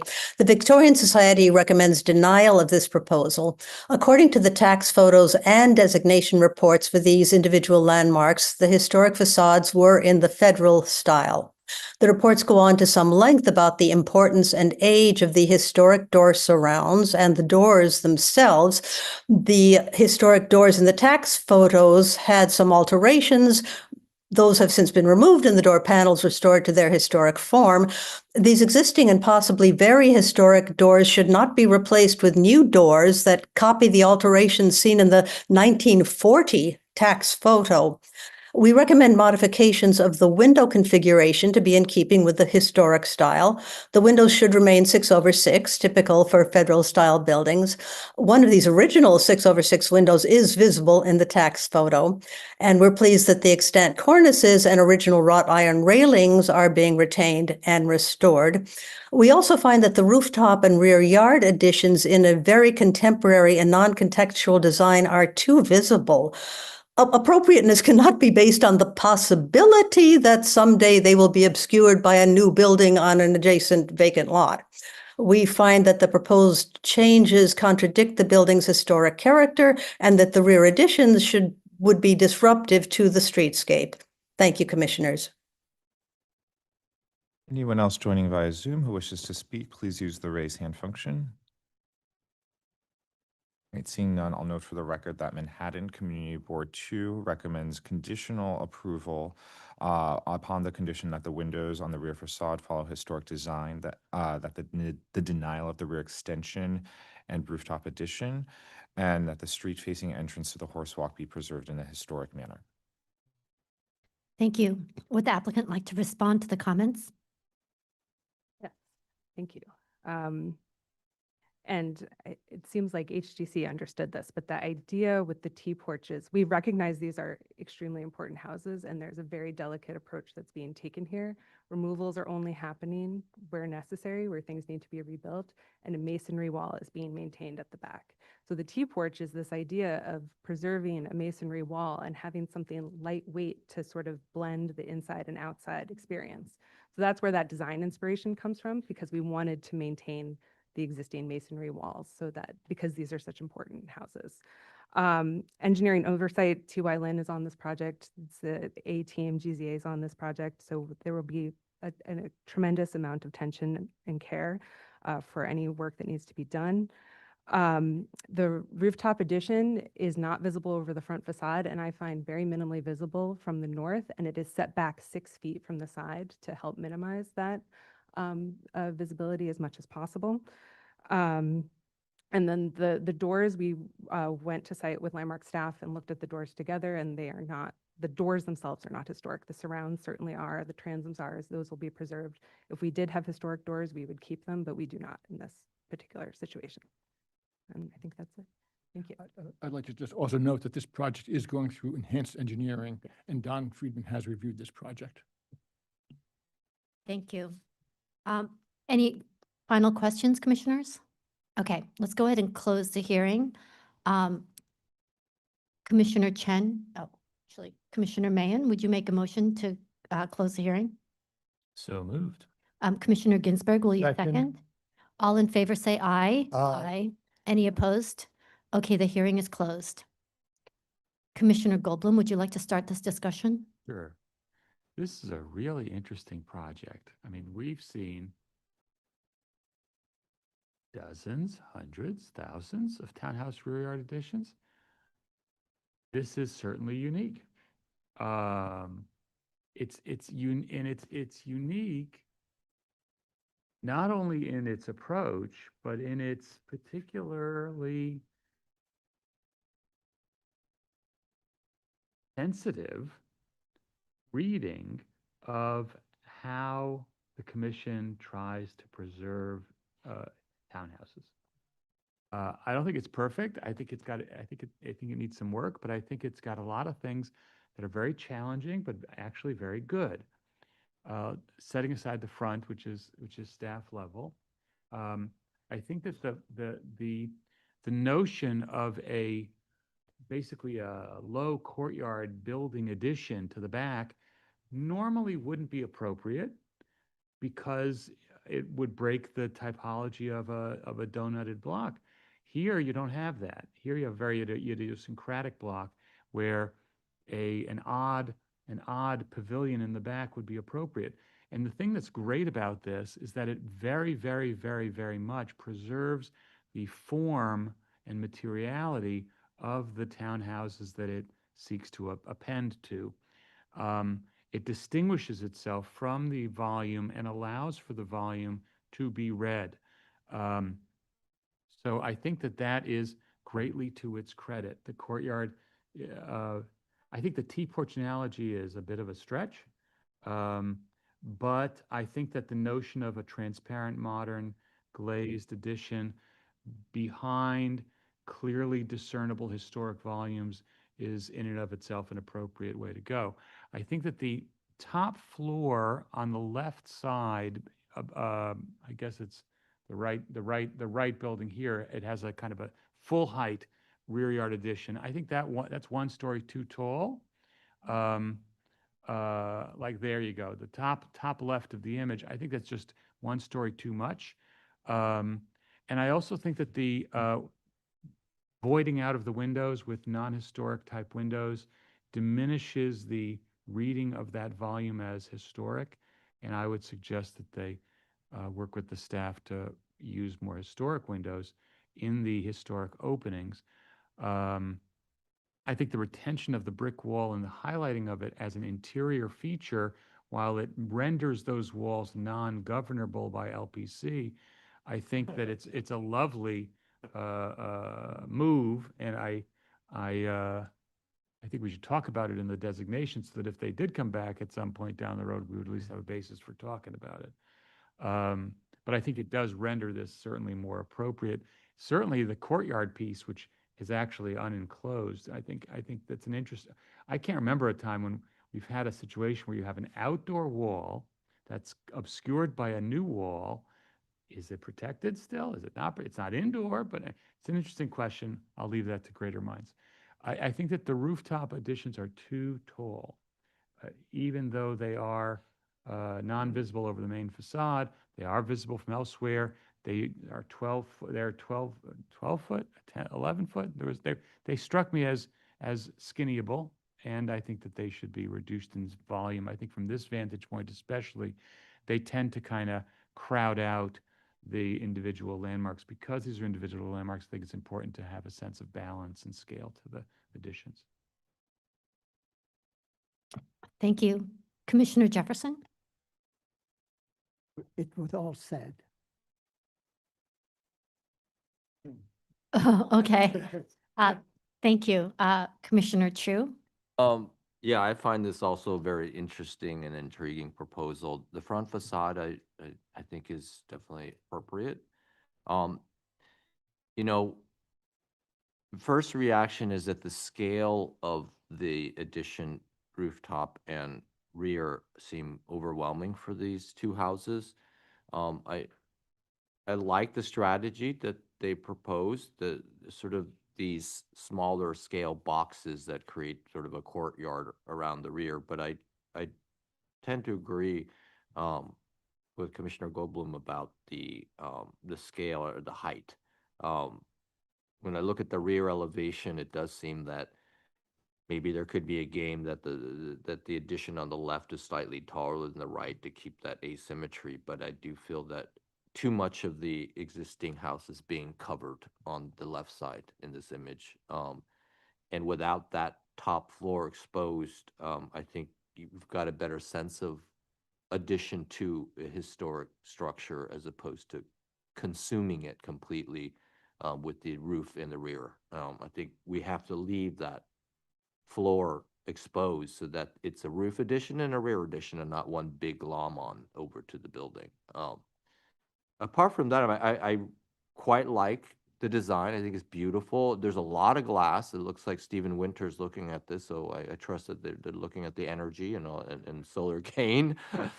But it's a very handsome design, and I think most of it will not be visible from the public. And I also agree with Michael that the roof addition feels proportionally too tall. It feels like a foot or more could come off, a foot and a half. It seems like it's taller than the floor to floors of the existing house below it, which feel a little unbalanced. So apart from too much rear and a little too much height on the top, I think it's a nice design. Thank you. Commissioner Kembe? Oh, wait, sorry, I wanted to add one more comment, sorry, excuse me. The treatment of the window infills, I also feel, there was a comment made that the front facade could retain the 6/6s. I tend to agree. On the rear, I also feel that the full lights should be reconsidered, the exposed exterior windows.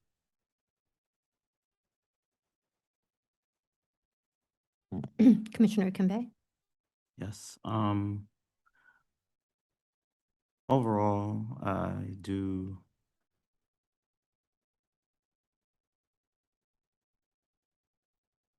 find myself in alignment with the prior commissioners.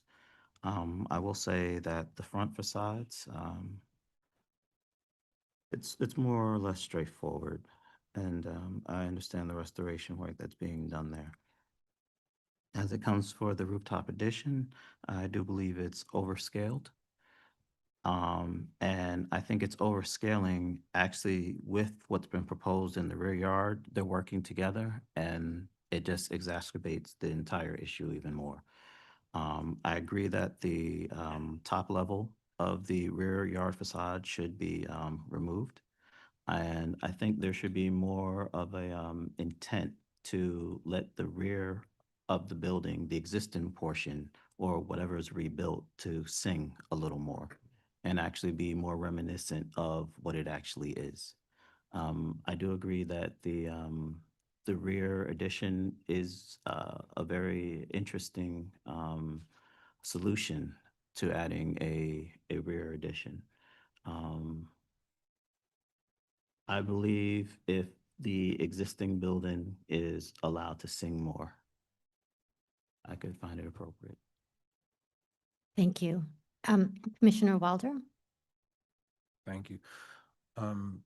Yeah, I think similar to what other comments have been so far, I think it's a very clever design, especially taking the history of the rear yard and kind of mashing them all up and coming up with a unique solution that seems fun and creative, while also trying to make sure it's highlighting the existing building and the historical features.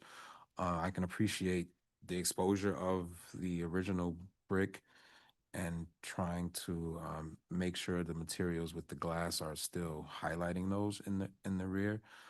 However, I do think that because of the depending on what the space is used for, I'm not sure how this will be interpreted in the future once furniture and people and all these things are inside of there. um, and and so the image is a great image, but but I think understanding the bulkiness and the volume, I don't. I'm not sure it's going to feel like that when it's a finished product. And so, similar to the rest of the comments, I think the scale can be reduced at the roof and in the rear yard, and still keep all of the clever ideas that come with it. But I think it could be better executed. And I'm not sure how. I'm not sure we saw an image of the view close up from that side yard, assuming no building ever does get there. Um, but it seems like some parts of it will be visible. Um, yeah. Thank you. Commissioner Ginsburg? I agree with my fellow commissioners, particularly Commissioner Goldblum and Chu, and just without repeating too much, the rear rendering, you don't see any doors. And I was just looking at this and wondering, where are the doors? Because there should be some.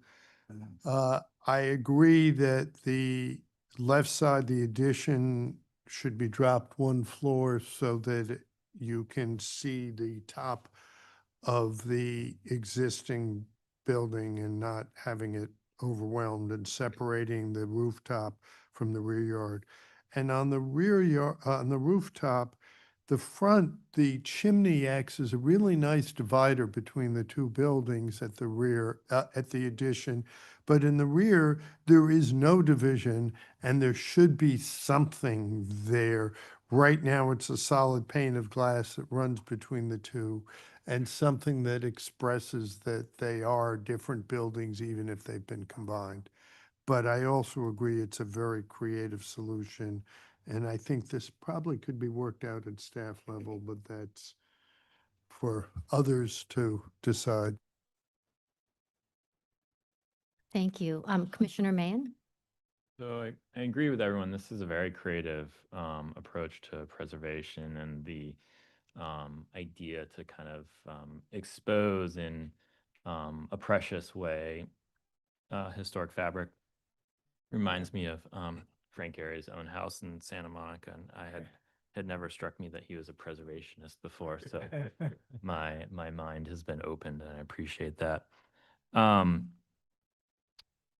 So a few thoughts. I think overall, I think the biggest issue is communicated by this particular image, and it's one of proportion, right?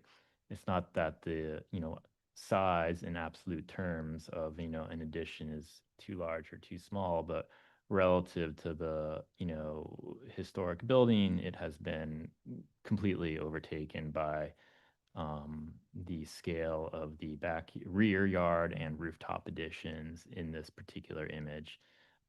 So while creative, I think that needs some reconsideration, as has been noted by others. I'll go out on a limb and state that I think the remassing is significant enough that it probably needs to come back. That's probably not a staff level consideration, but that is certainly open to debate. A minor issue, I think the window infills here on the rear should be reconsidered to be divided such that they are historic, as had been noted by others. And then something that was hinted at by others, this rendering is very optimistic. So that glazing is not going to look like that. It's going to be reflective, and we won't see in during the day. We'll see through it, at dusk time or the evening, certainly. There are going to be mullions of a much more substantial dimension than illustrated here. There will be sills. Walls have thickness, which doesn't appear to be illustrated here. I'm skeptical when we advance with all the planting that, enough planting depth is provided for, that, the weight of those has been accounted for. So there is a level of detail that I think needs to be demonstrated to the commission as well, commensurate with the creativity of the approach, which I certainly appreciate very much.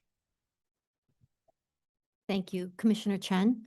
Yeah, just I support Frank's that it does require restudy and bring it back. And also the other commissioners' comment about the rooftop and then as well as the rear windows.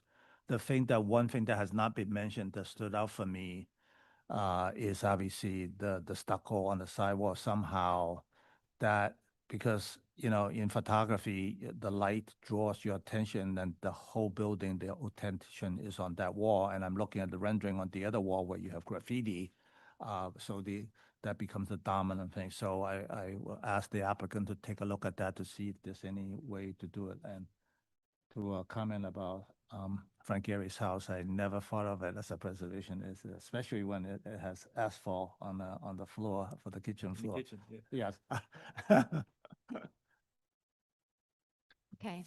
It sounds like, this commissioners were kind of supportive of your approach of the rear and the rooftop addition. However, I think there were some comments about the volume of the rooftop and the rear yard addition together. And then, some comments about, a little bit more detail in terms of the, especially the rear, and then, coming down one floor in the rear. So perhaps we should bring this back. Corey, did you have any other thoughts? No, I agree. I think if it were just the reduction of the one floor on one building at the rear addition, that would be one thing. But there were comments made about the height and visibility of the rooftop addition. And I think this is also a tricky one volumetrically, where some of the rooftop addition, rests on or very close to one part of one rear facade and not the other. And some of those things will be more evident once there's a reduction of the rear addition itself. So I think for all of the reasons and those you stated, we should bring this back. Okay, thank you. Please continue to work with staff, and we'll have you back soon. Thank you. Are we going to break for lunch? Okay, we're going to break for lunch. Let's see. It is 1:07. We will come back at 1:40. And anybody who is participating in Zoom, please exit the hearing meeting at this time so that you can come back without any problems for our afternoon session. Thank you.